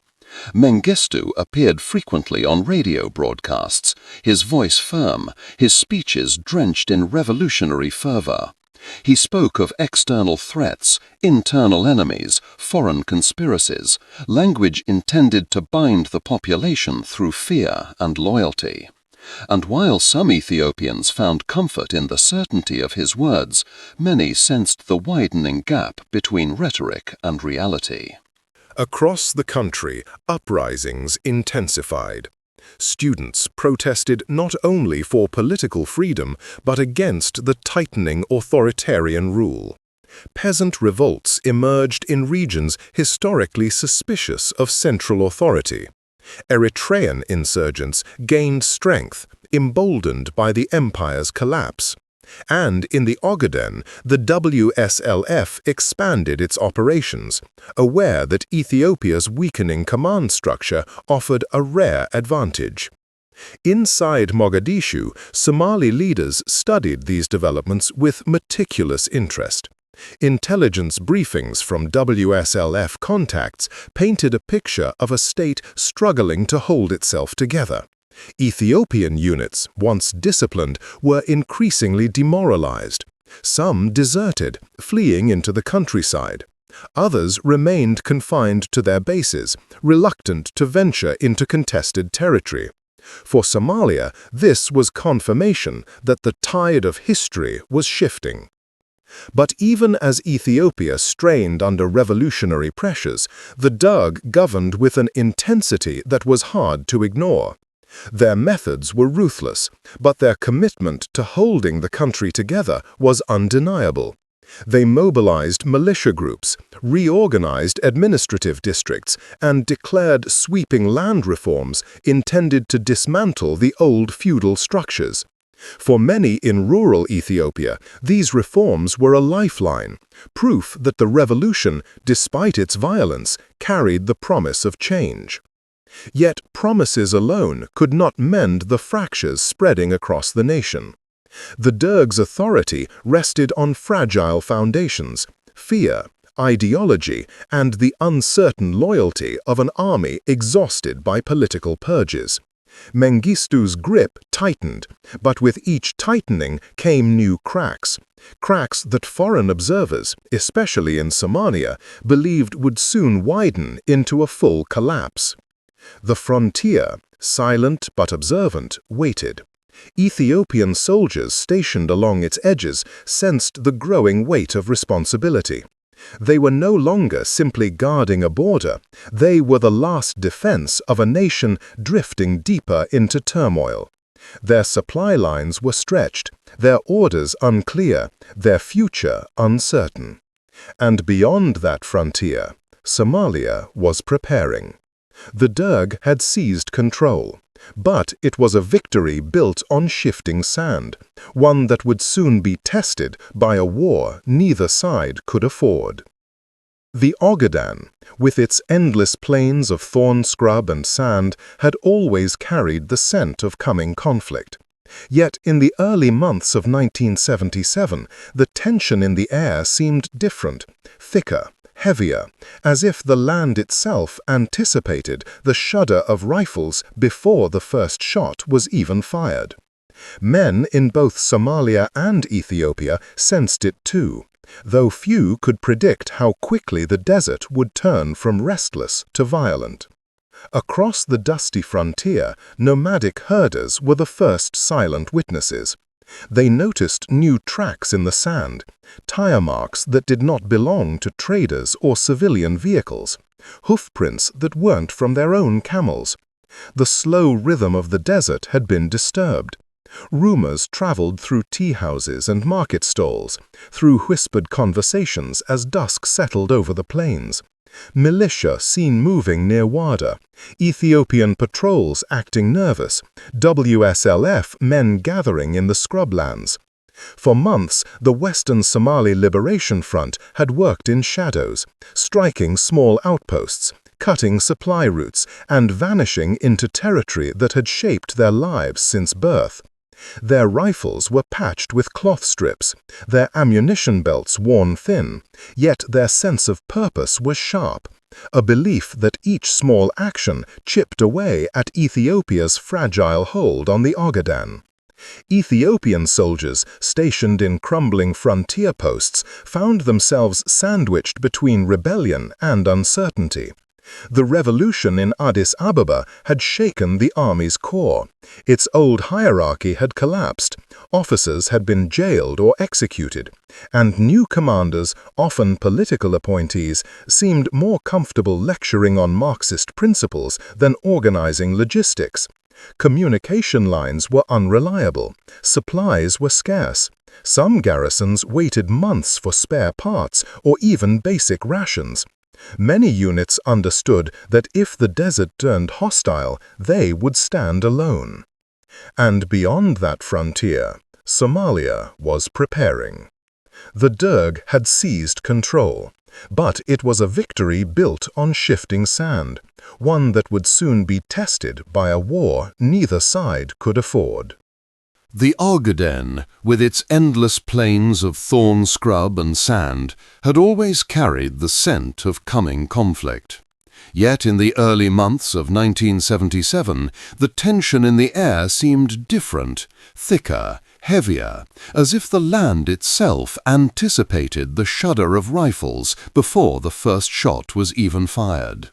Men in both Somalia and Ethiopia sensed it too, though few could predict how quickly the desert would turn from restless to violent. Across the dusty frontier, nomadic herders were the first silent witnesses. They noticed new tracks in the sand, tire marks that did not belong to traders or civilian vehicles, hoofprints that weren't from their own camels. The slow rhythm of the desert had been disturbed. Rumors traveled through tea houses and market stalls, through whispered conversations as dusk settled over the plains. Militia seen moving near Warda, Ethiopian patrols acting nervous, WSLF men gathering in the scrublands. For months, the Western Somali Liberation Front had worked in shadows, striking small outposts, cutting supply routes, and vanishing into terrain that had shaped their lives since birth. Their rifles were patched with cloth strips, their ammunition belts worn thin, yet their sense of purpose was sharp, a belief that each small action chipped away at Ethiopia's fragile hold on the Ogaden. Ethiopian soldiers stationed in crumbling frontier posts found themselves sandwiched between rebellion and uncertainty. The revolution in Addis Ababa had shaken the army's core.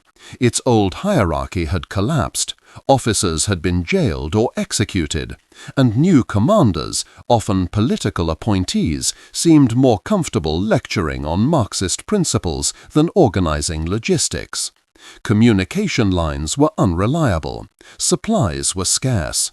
Some garrisons waited months for spare parts or even basic rations. Many units understood that if the desert turned hostile, they would stand alone.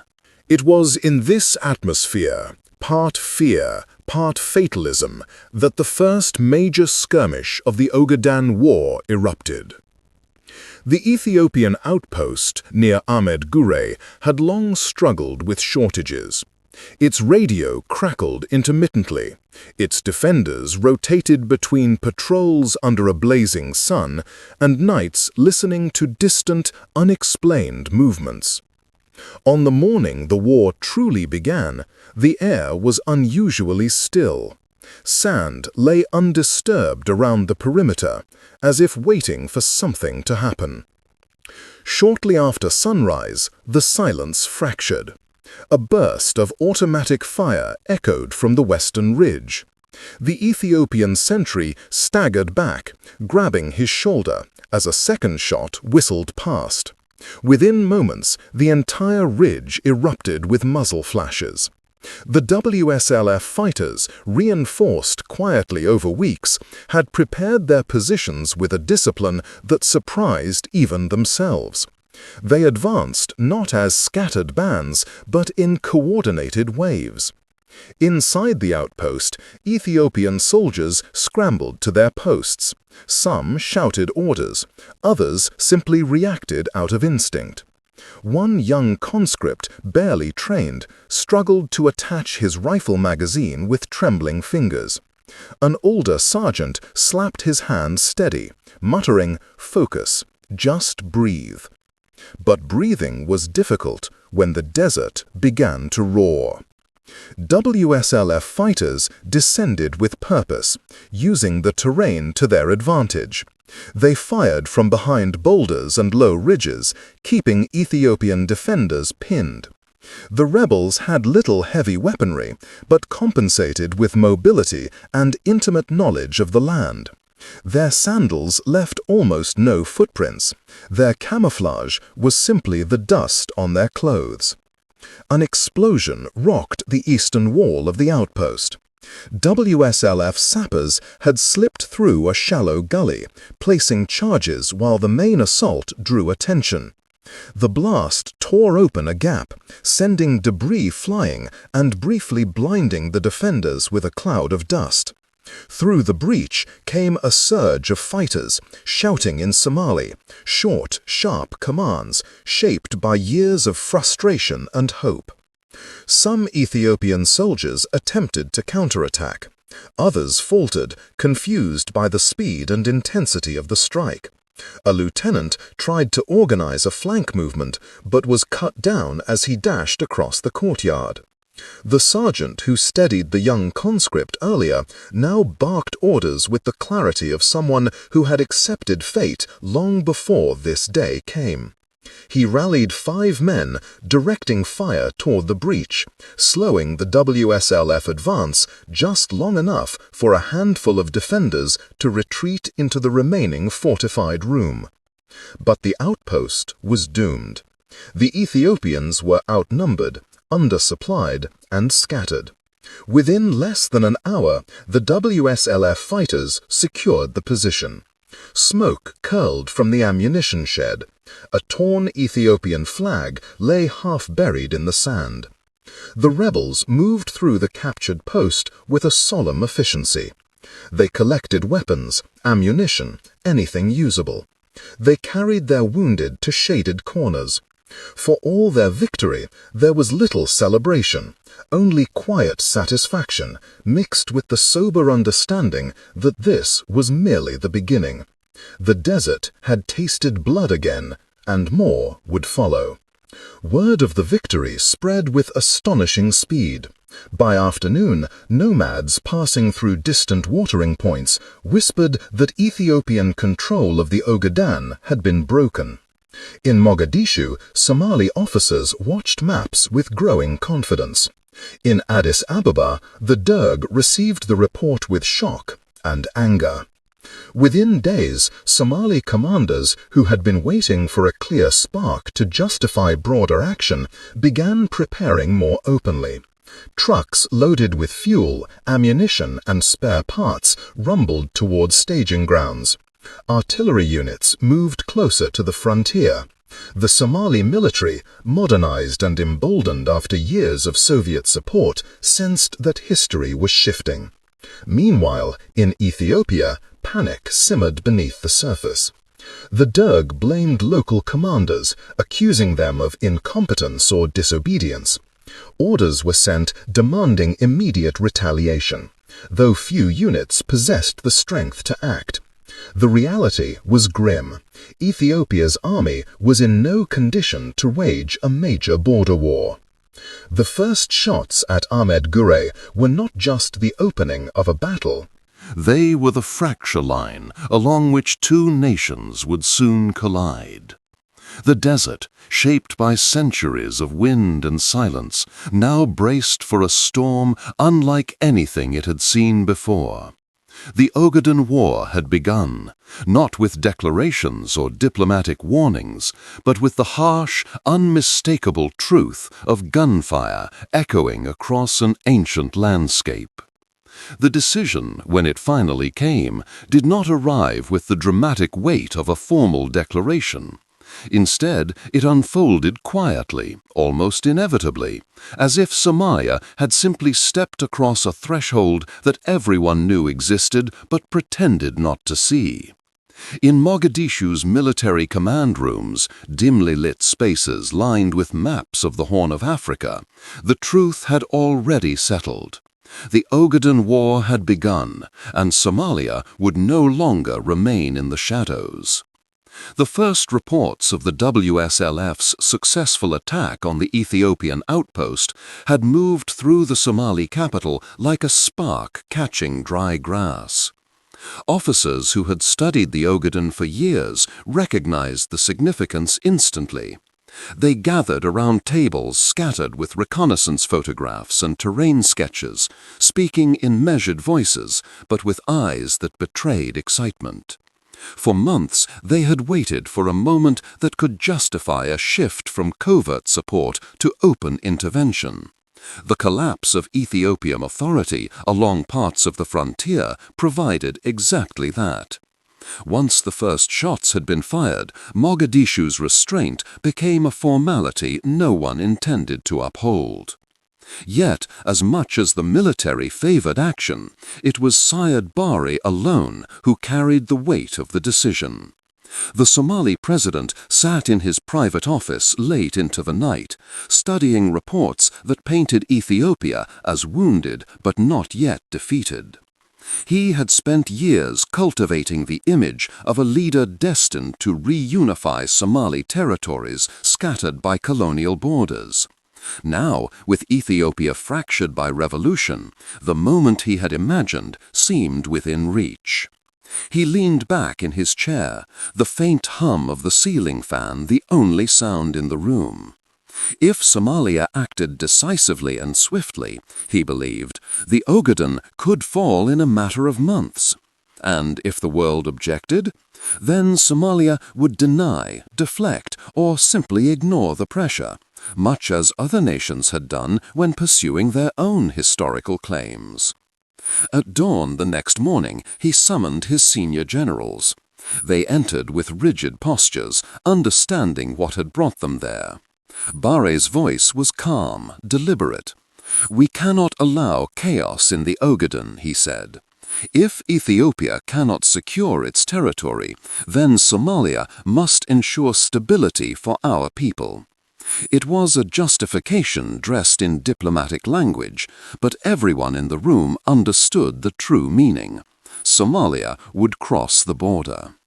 Preparations began immediately. Convoys were readied under the guise of routine maneuvers. Artillery units moved westward during the cooler hours of early morning. Infantry brigades, already stationed near the frontier, received sealed orders with the same level of secrecy reserved for national emergencies. Radio operators were instructed to use coded transmissions.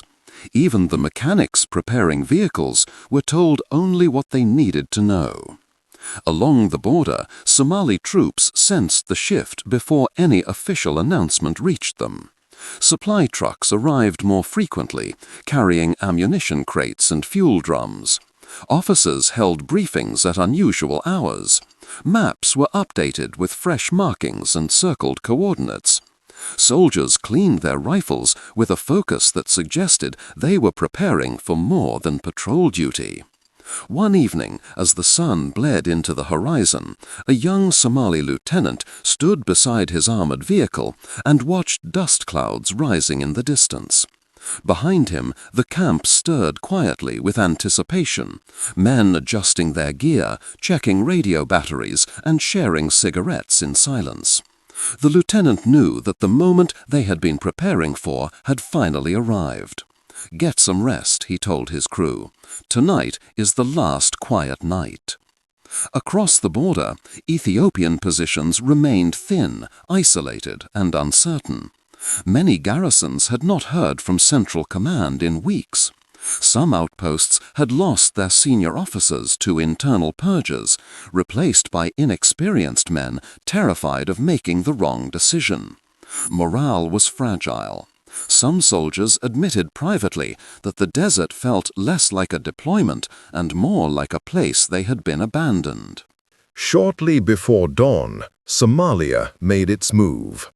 The first units crossed the frontier near a remote stretch of desert where the land rolled gently into Ethiopia's territory. The night was cool, the wind steady. Tanks and armored personnel carriers advanced in tight formation, their engines muffled as much as possible. The soldiers moved with practiced coordination, guided by commanders who had spent years studying the terrain. The orders were precise: secure key crossing points, overwhelm frontier posts, avoid unnecessary destruction, and maintain momentum. Somalia did not want a slow conflict of attrition. It wanted swift, decisive territorial gains before Ethiopia could reorganize. As the first armored columns crossed, the desert barely noticed. Only the shifting sand beneath the treads betrayed the movement of a modern army slipping into a new phase of history. The Ethiopians stationed nearby noticed too late. At one outpost, an Ethiopian radio operator had been adjusting a faulty antenna when he heard the growl of engines approaching from the north, an unexpected direction. He froze, listening.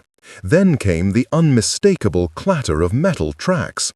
He lunged for the radio, shouting for his commander, but the line remained silent, as if Ethiopia's fractured command structure had already accepted defeat. Moments later, Somali armor emerged from the darkness, their silhouettes sharp against the faint glow of dawn. Ethiopian soldiers scrambled to man their positions, but the shock was overwhelming. Within minutes, the outpost was encircled. A brief firefight erupted, echoing across the desert, but the result was never in doubt. The defenders were outmatched and outmaneuvered. Somalia's advance continued with coordinated precision. Infantry battalions moved behind armored spearheads, securing villages and crossroads one after another. The WSLF, emboldened by Somalia's open involvement, attacked from the flanks, harassing Ethiopian retreat routes and seizing abandoned equipment.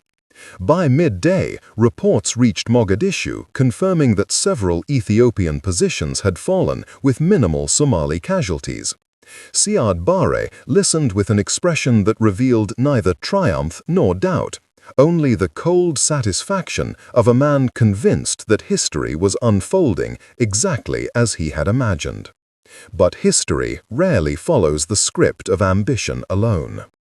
As Somali forces pressed deeper into the Ogaden, the international silence grew uneasy. In Addis Ababa, the Derg realized that the border had not merely been probed, it had been crossed by an organized, state-backed invasion. And in Moscow, where Soviet advisors had long supported both nations, alarm began to spread through diplomatic corridors. Yet on this day, Somalia remained unchallenged. Its soldiers advanced across the sands with confidence, believing the Ogaden lay ready to be reclaimed. The line had been crossed, quietly, deliberately, and with consequences that neither Somalia nor Ethiopia fully understood. The war, once shadowed in ambiguity, had now stepped into the open. The desert, long accustomed to stillness, braced for the storm gathering on its horizon. The desert offensive did not begin with a roar. It began with a rhythm. Steel tracks grinding through sand, radio clicks punctuating the silence, and the steady, disciplined breathing of soldiers who understood that they were stepping into a campaign unlike anything Somalia had attempted before. By late July 1977, Somalia's invasion of the Ogaden was no longer a covert maneuver. It had become a coordinated military offensive executed with confidence, precision, and a belief that the battlefield itself favored them. At dawn, the light spread across the Ogaden like a veil lifting over a barren stage. Shadows retreated behind the dunes, revealing long columns of Somali armor arranged in perfect formation. The T-55 tanks, their surfaces coated with dust, looked almost like part of the landscape. Behind them came armored personnel carriers, supply trucks, mobile artillery, and infantry battalions that had drilled for this moment for months. The soldiers sat on their vehicles or marched beside them, their expressions a mixture of determination and uncertainty. The commanders had their objectives marked clearly. Seize Godi, secure the main desert roads, isolate Ethiopian strongholds, and push deep before the Derg could organize a counterattack. Speed was their greatest advantage. Delay was the one enemy they feared more than any Ethiopian unit. As the offensive began, Somali officers kept a relentless pace. Orders were delivered quickly and quietly. Maps were unfolded only long enough for coordinates to be verified. There was an air of ritual to their movements, a sense of practiced confidence. Many of these men had trained abroad, in Egypt, the USSR, and Iraq, and had returned to Somalia eager to prove the nation's military strength. Now, under the open desert sky, they had their chance. The first major push moved west of the border, where Ethiopian resistance had already weakened. Outposts that once housed a few dozen soldiers now held barely a handful, the rest having fled or been relocated in the chaos following the revolution. Somali scouts, riding in small reconnaissance vehicles, reported that many Ethiopian positions were either abandoned or lightly defended. This emboldened the commanders, who ordered the armor to accelerate. The fighting began shortly after sunrise. Near a dry riverbed, a small Ethiopian unit attempted to block the Somali advance. They dug shallow trenches overnight, positioning their mortars along the ridge overlooking the desert.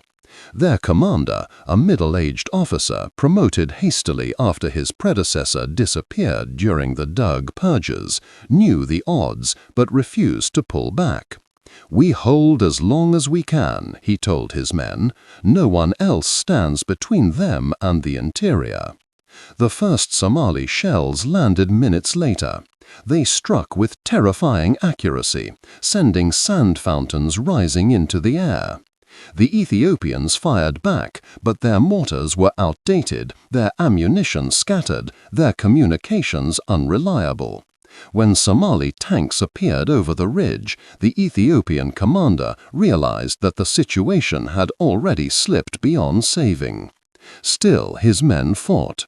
They fired rifles until the barrels grew hot. Machine gunners swept the dunes with desperate bursts. But the Somali advance moved like a tide, methodical, unflinching, overwhelming. When the tanks rolled into the riverbed, the defenders were forced into a hasty withdrawal. A few fled into the desert, others surrendered.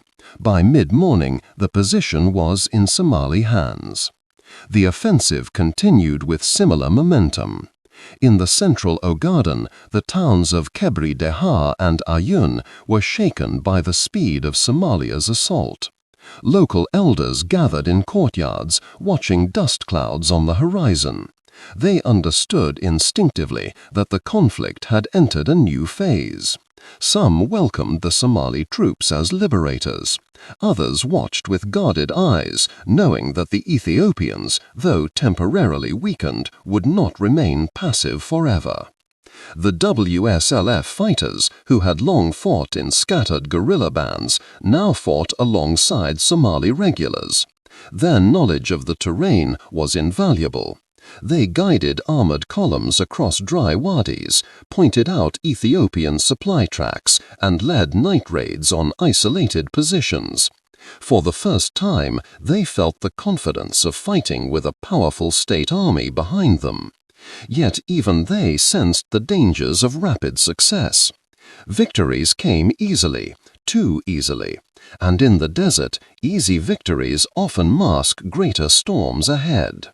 Further north, Somalia's Air Force launched its first coordinated strikes. Old but reliable MiG-17s and MiG-21s roared over the Ogaden, their silhouettes sharp against the bright sky.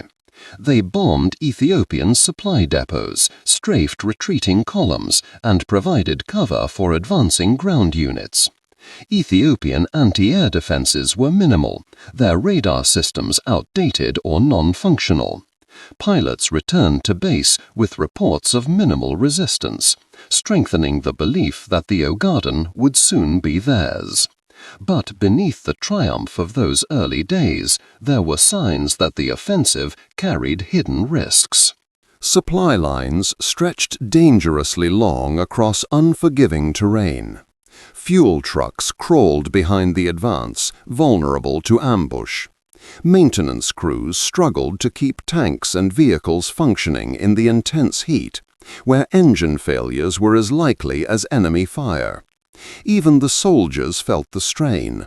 Long marches, limited water, and constant movement meant exhaustion spread quickly, though few dared to show it. In Addis Ababa, the Derg heard troubling reports of Somali breakthroughs. The generals, overwhelmed by internal purges and political infighting, struggled to interpret the scale of the threat. Some insisted Somalia had committed fully. Others believed the attacks were limited provocations. Messages coming from the front line were chaotic, panicked calls for reinforcements, confused accounts of retreat, and pleas for functioning supply routes. But even in the midst of its confusion, the Derg recognized one undeniable reality. Somalia had launched a full-scale invasion, and Ethiopia, with its army in disarray, was staring at the possibility of losing the Ogaden entirely.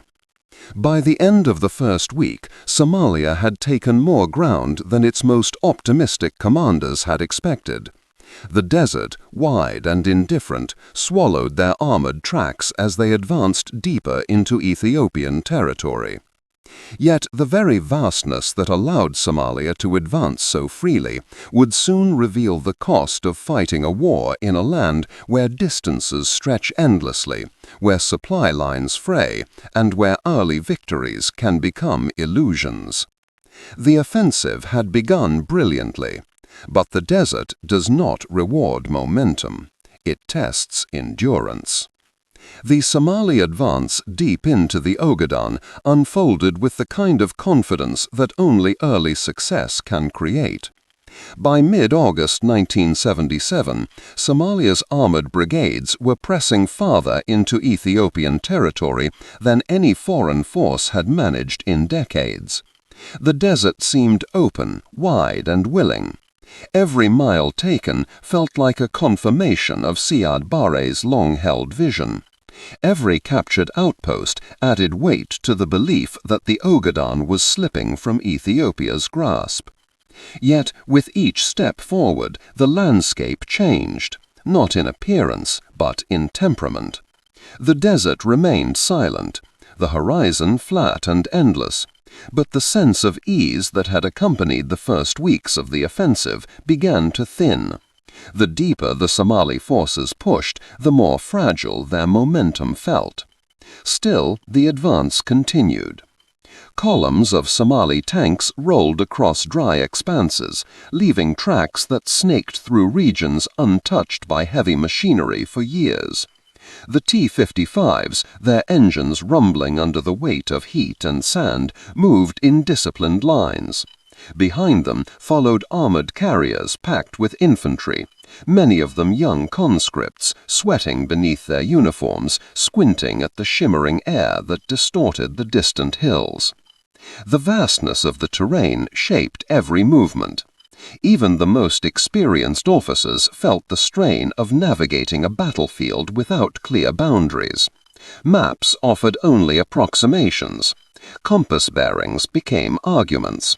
And the radio static, constant, unpredictable, forced commanders to rely on intuition as much as planning. Somalia's war planners had assumed Ethiopia's resistance would weaken as their forces pushed deeper. For a time, that assumption held true. Ethiopian defenses remained scattered and disorganized. Many units lacked ammunition or leadership. Some garrisons had not received supply deliveries in weeks. Others were led by officers who feared purges more than the enemy. In one remote settlement near the Shebele River, the arrival of Somali forces was met not with gunfire but with silence. The Ethiopian soldiers stationed there had fled days earlier. Doors hung open. Footprints led out into the desert. A few abandoned rifles lay half-buried in the sand. When Somali troops entered, they found cooking pots still warm and a radio crackling with a looping message of static.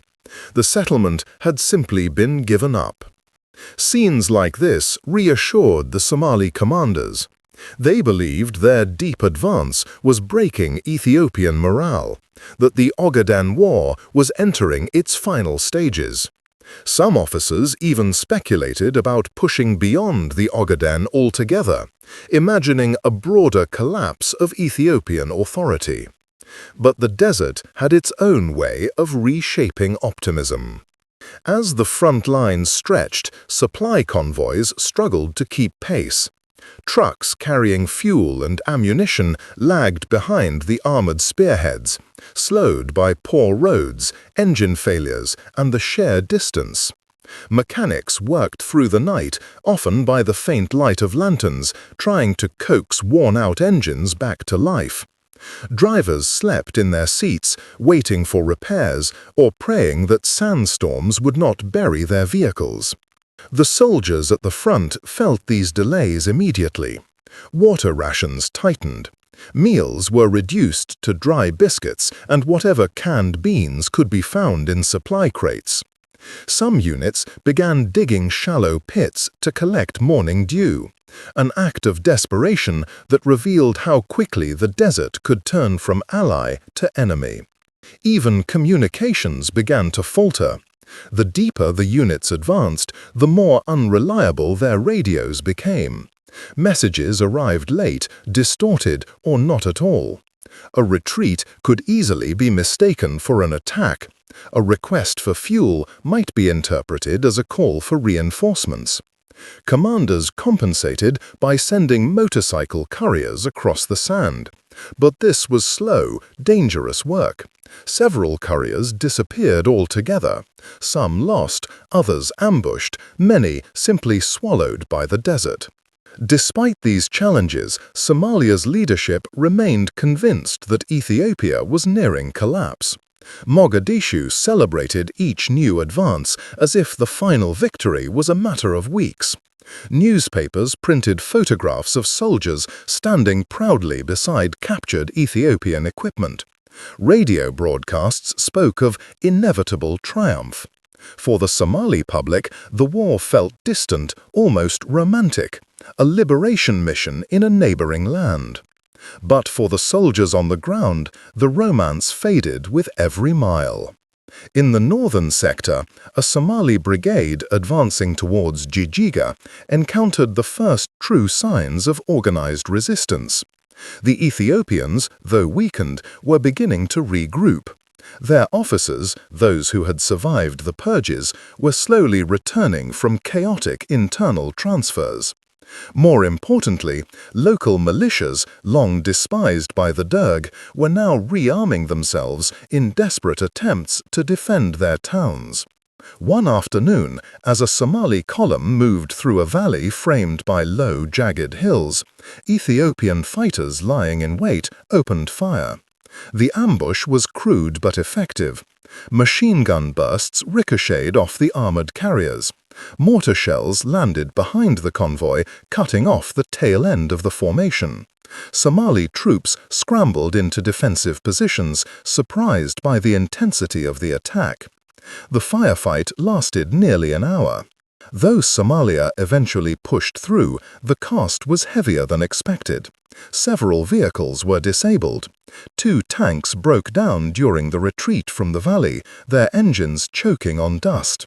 The wounded had to be treated in the open, lying under makeshift canvas tarps that offered little shade. Incidents like this began to multiply. The deeper the Somalis advanced, the more pockets of resistance emerged, not strong enough to stop the offensive, but enough to bleed it slowly. Ethiopia was waking up from its paralysis, and even if its army remained fractured, its desperation gave rise to a fierce, unpredictable defense. Yet Somalia could not pull back. The momentum of the war demanded continuation. Each kilometer gained felt like a step closer to historical fulfillment. Officers who voiced concerns about overextension were quietly sidelined. No one wanted to be seen as the man who doubted the dream of Greater Somalia. And so the advance continued. At night, Somali soldiers lay on the warm sand, staring at the stars that stretched across the desert sky. The silence was profound, broken only by the crackle of distant radio transmissions or the low hum of idling engines. Some men thought of home. Others thought of the Ethiopians waiting ahead, perhaps reorganizing, perhaps receiving new weapons, perhaps preparing a counterstrike that no one in Mogadishu wanted to imagine. For now, Somalia still held the advantage. But the deeper they pushed into Ethiopia, the further they drifted from certainty. The desert, vast and indifferent, had begun to tighten its grip. And somewhere beyond the horizon, forces were gathering, forces that would soon shift the war in ways no Somali commander had expected. The deep advance had carried Somalia far, but it had also carried them into the heart of the unknown. By late 1977, Somalia's rapid advance across the Ogaden had reached a decisive moment, the assault on Jijjiga, one of the most important Ethiopian strongholds in the region. What followed was a brutal, grinding siege that marked the turning point of the entire war. Jijjiga sat at a strategic crossroads. Control it, and Somalia could split Ethiopian defenses and push deeper toward Harar. For Ethiopia, losing Jijjiga would mean opening the road to the highlands. For Somalia, taking it would be the victory that cemented their dominance in the Ogaden. But the Ethiopian army in Jijjiga was battered, under-equipped, and sharply demoralized. Many units retreated in disorder, and the desertion rate was high. Still, the defenders dug in, determined to hold as long as possible. Somali National Army units, backed by highly coordinated WSLF guerrillas, surrounded Jijjiga from multiple directions. Their strategy was simple but effective. Cut supply lines, isolate the garrison, shell the town day and night, push infantry and tanks in waves to squeeze the perimeter. Somali T-55 tanks rolled across the plains, while their experienced soldiers, battle-hardened from years of border skirmishes, pressed deeper into defensive Ethiopian trenches. Within days, almost all roads in and out of Jijjiga were sealed. Inside Jijjiga, the situation was desperate. Ammunition stocks ran dangerously low. Food became scarce. Medical supplies were almost non-existent. Many units lacked coordination due to chaotic command changes. The Derg's recent purges had gutted the officer corps, leaving inexperienced commanders in charge of a collapsing front. Morale was collapsing until surprising reinforcements began arriving. Jijjiga sat at a strategic crossroads. Control it, and Somalia could split Ethiopian defenses and push deeper toward Harar. For Ethiopia, losing Jijjiga would mean opening the road to the highlands. For Somalia, taking it would be the victory that cemented their dominance in the Ogaden. But the Ethiopian army in Jijjiga was battered, under-equipped, and sharply demoralized. Many units retreated in disorder, and the desertion rate was high. Still, the defenders dug in, determined to hold as long as possible. Somali National Army units, backed by highly coordinated WSLF guerrillas, surrounded Jijjiga from multiple directions. Their strategy was simple but effective. Cut supply lines, isolate the garrison, shell the town day and night, push infantry and tanks in waves to squeeze the perimeter. Somali T-55 tanks rolled across the plains, while their experienced soldiers, battle-hardened from years of border skirmishes, pressed deeper into defensive Ethiopian trenches. Within days, almost all roads in and out of Jijjiga were sealed. Inside Jijjiga, the situation was desperate. Ammunition stocks ran dangerously low. Food became scarce. Medical supplies were almost non-existent. Many units lacked coordination due to chaotic command changes. The Derg's recent purges had gutted the officer corps, leaving inexperienced commanders in charge of a collapsing front. Morale was collapsing until surprising reinforcements began arriving. Small groups of Cuban military advisors sent ahead of larger deployments reached Ethiopian units around this time. Their presence immediately raised morale. They helped reorganize defenses. They improved artillery accuracy. They began preparing for eventual counterattacks. Although their numbers were small at first, their arrival signaled something bigger. The world was about to take sides. After weeks of bombardment and encirclement, Somali forces launched their final push. Ethiopian units, exhausted and disorganized, could not withstand the assault. By early September 1977, Somali troops broke through key defensive lines. Ethiopian soldiers began retreating en masse. Jijjiga fell to Somalia in one of the most dramatic victories of the war. For a moment, it seemed as though Somalia had won the Ogaden. Ironically, the fall of Jijjiga, Somalia's triumph, triggered the exact opposite outcome they hoped for. The world finally realized Ethiopia might completely collapse. The Soviet Union, Cuba, South Yemen, and other allies mobilized massive support. What followed was a dramatic reversal that would change the course of the war. The fall of Jijjiga shocked the world. Somalia appeared unstoppable. Ethiopia looked on the brink of collapse. But what happened next would completely reverse the course of the war and reshape the Horn of Africa for decades to come. This was the moment the Soviet Union switched sides and Cuba entered the battlefield. Throughout the early 1970s, the Soviets had supported both Somalia and Ethiopia. But by 1977, Ethiopia, despite its internal chaos, offered something far more valuable: a larger population, a massive landmass, strategic access to the Red Sea, a Marxist military government eager for Soviet guidance, a position next to the Arabian Peninsula and critical shipping lanes. Somalia under Siad Barre was also socialist, but smaller, more unpredictable, and increasingly hostile towards Soviet attempts at balancing regional power. The Ogaden War forced Moscow to choose. Somalia wanted Soviet weapons to conquer territory. Ethiopia wanted Soviet weapons to survive. For the Kremlin, the choice became clear. In the weeks following the siege of Jijjiga, the Soviet leadership delivered a shock. All military supply to Somalia was halted. All Soviet advisors were ordered to leave Mogadishu. Somalia was pressured to withdraw from the Ogaden. Siad Barre refused. Enraged, he expelled the entire Soviet mission from Somalia and formally cut ties. Within a short time, American diplomats showed interest in Somalia, but too late to influence the war. Somalia had just lost its biggest patron at the worst possible moment. While Mogadishu lost everything, Addis Ababa gained more than it had ever imagined.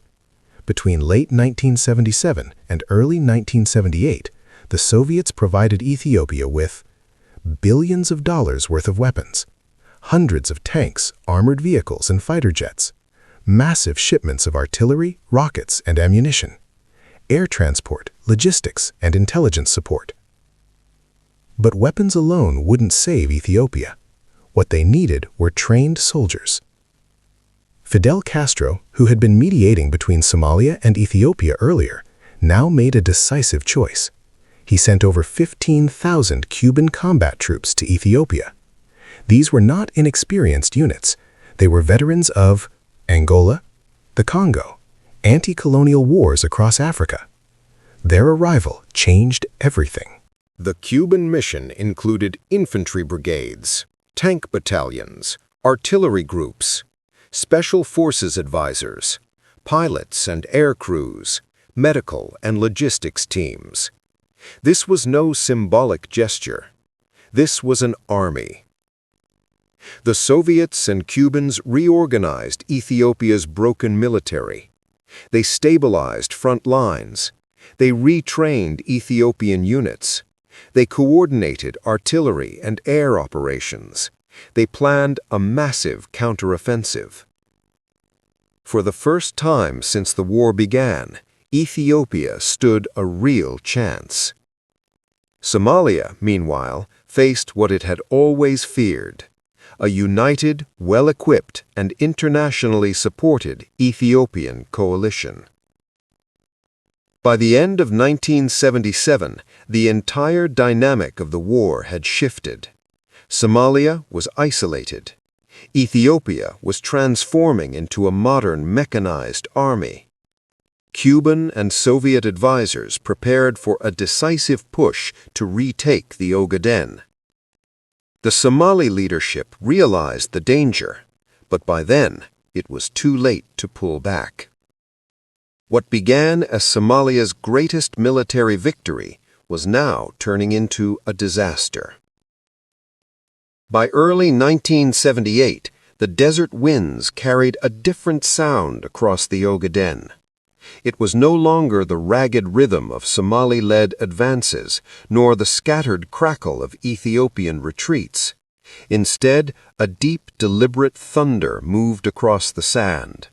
Artillery rolling into position, Cuban armor grinding across old riverbeds, and the hum of Soviet-piloted aircraft cutting through the morning heat.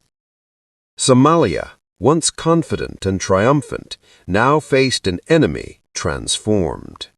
For months, Somali units, supported by the WSLF, had fought with agility, experience, and an intimate knowledge of the land. Their early victories were the result of speed and cohesion, but by the winter of 1977-1978, the front had changed beyond recognition. Ethiopia now fielded freshly reorganized divisions, Cuban infantry battalions, Soviet-supplied T-55 and T-62 tanks, modern MiG aircraft, coordinated artillery formations. Somalia had never fought a modern mechanized force of this scale. Even before the counteroffensive began, the strain was visible.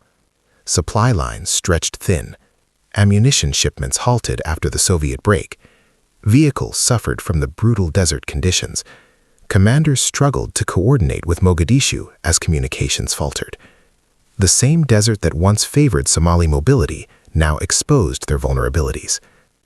In January 1978, the first coordinated Ethiopian-Cuban assault struck the town of Harar, a symbolic and strategic point the Somali command hoped to capture. But this time, they faced a very different opponent. Cuban troops dug deep defensive belts around the city. Ethiopian artillery, positioned on the ridges, hammered any Somali advance. The WSLF fighters, used to fast guerrilla tactics, found themselves pinned down by relentless fire. Somali commanders realized Harar could not be taken, but they still did not grasp how quickly the counter-assault would spread.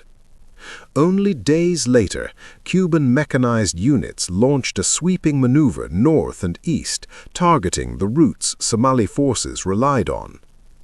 Ethiopian aircraft struck convoys, depots, and makeshift fortifications. The desert, silent for years, now echoed with the layered sound of modern warfare. The advance was methodical, deliberate, unstoppable. The first major Somali withdrawal occurred near Gurud, a dusty settlement that had changed hands multiple times.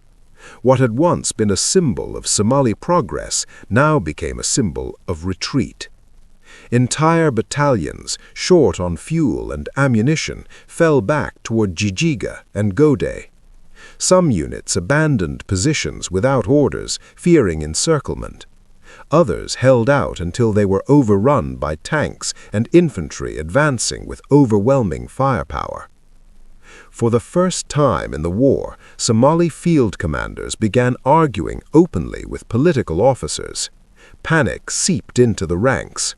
The desert, which had carried them forward with hope, now seemed endless and unforgiving. The loss of Jijiga months earlier had been Somalia's greatest triumph. Now it stood as a painful reminder of something they could no longer hold. Ethiopian and Cuban reconnaissance units began probing the outer approaches to the town. Somali officers understood what was coming. Mogadishu issued orders to hold at all costs, but those words carried little weight against the reality on the ground. Wounded soldiers filled makeshift clinics. Vehicles broke down from heat and overuse. The WSLF, once strong and motivated, began to dissolve under the constant pressure of aerial bombardment. The Somali dream of a swift victory was collapsing. By February 1978, it was clear that Somalia, isolated, without foreign support, and fighting a coalition far larger than itself, could not maintain its position in the Ogaden. The Somali National Army, though courageous and experienced, was being asked to withstand two major powers, a reorganized Ethiopian state, a well-supplied modern mechanized force, continuous aerial and artillery strikes. No country of Somalia's size could endure such pressure indefinitely. Somali commanders, once confident in their reach, now struggled just to preserve their forces. Each day brought new reports of lost towns, broken regiments, and advancing enemy formations. By the end of February, the Ethiopian-Cuban coalition had pushed deep into areas Somalia had held for months. Their advance was no longer a question of if Somalia would lose the Ogaden, but when.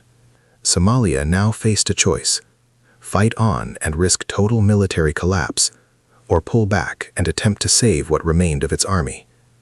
But choices made in Mogadishu no longer shaped events in the desert. The tide had already turned, and there was no turning it back. By early March 1978, the Ogaden, once filled with Somali flags, confident officers, and the dust of rapid advances, was now a landscape rewritten by defeat. The same desert tracks that had carried Somalia's ambition forward now carried its wounded, its weary, and its retreating columns. What had begun as a campaign of momentum ended as a struggle for survival. The Ethiopian-Cuban coalition continued its advance with the calm certainty of a superior force.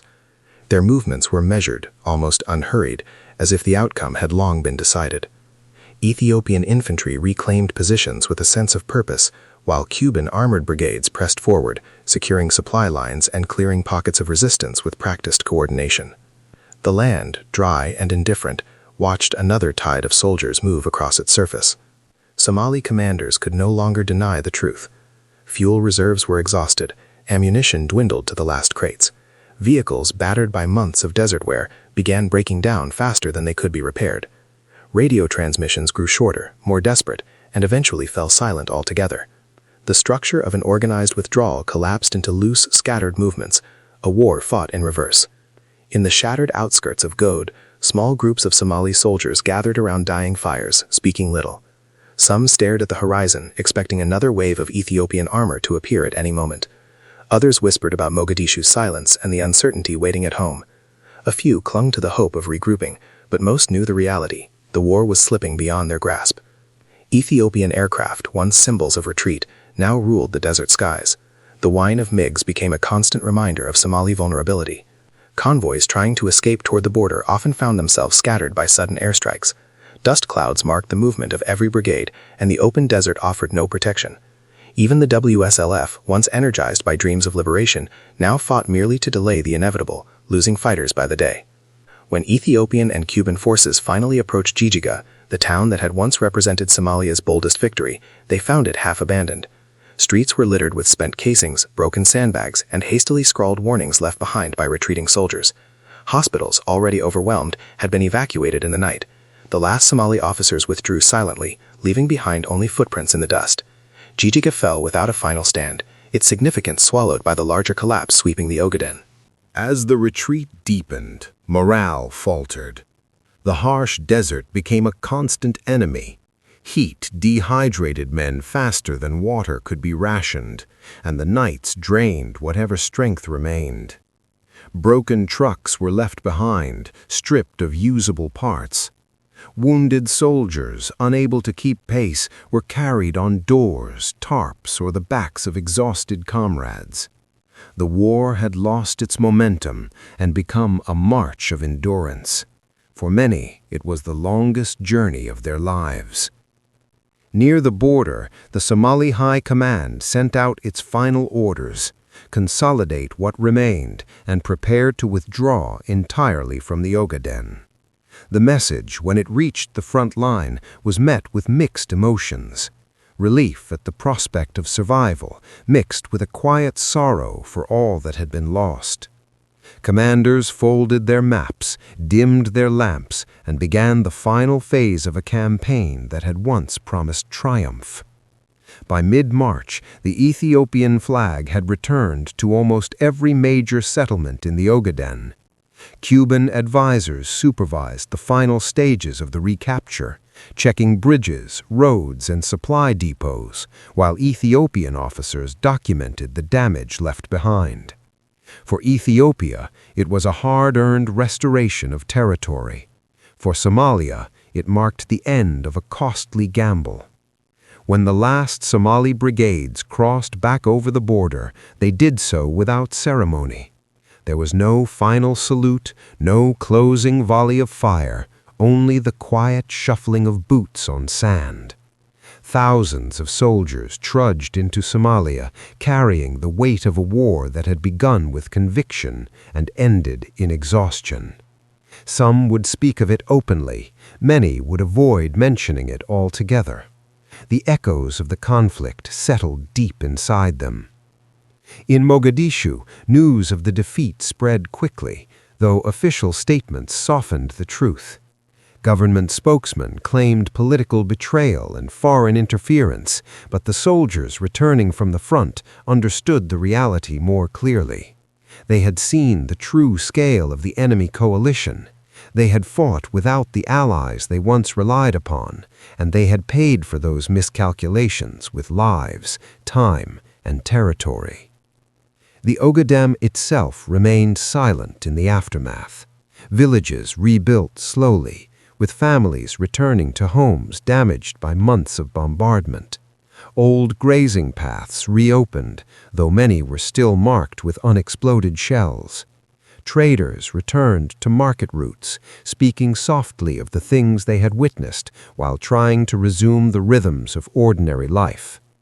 The land absorbed the remnants of war, as it had done countless times before. Yet the echoes of the conflict did not fade with the last soldier's footsteps. The war reshaped both nations. Somalia's sense of identity, once bolstered by dreams of unity, fractured under the weight of defeat. Ethiopia, though victorious, bore scars of its own. Thousands lost, cities strained, and a revolution still unfolding behind the battlefield. In the years that followed, politicians would debate the decisions, generals would analyze the maneuvers, and historians would record the events in careful detail. But for the men who marched across the desert, both Somali and Ethiopian, both regulars and guerrillas, the memory lived differently. It was not shaped by grand speeches or political declarations, but by the raw experience of heat, hunger, fear, and resilience. In the end, the Ogaden War left behind no great monuments, no triumphant parades, only lessons etched into the sand, still visible to those who look closely. The desert keeps its stories, and the echoes of that war still drift across its dunes, carried by the same winds that once guided armies towards destiny, and then away from it.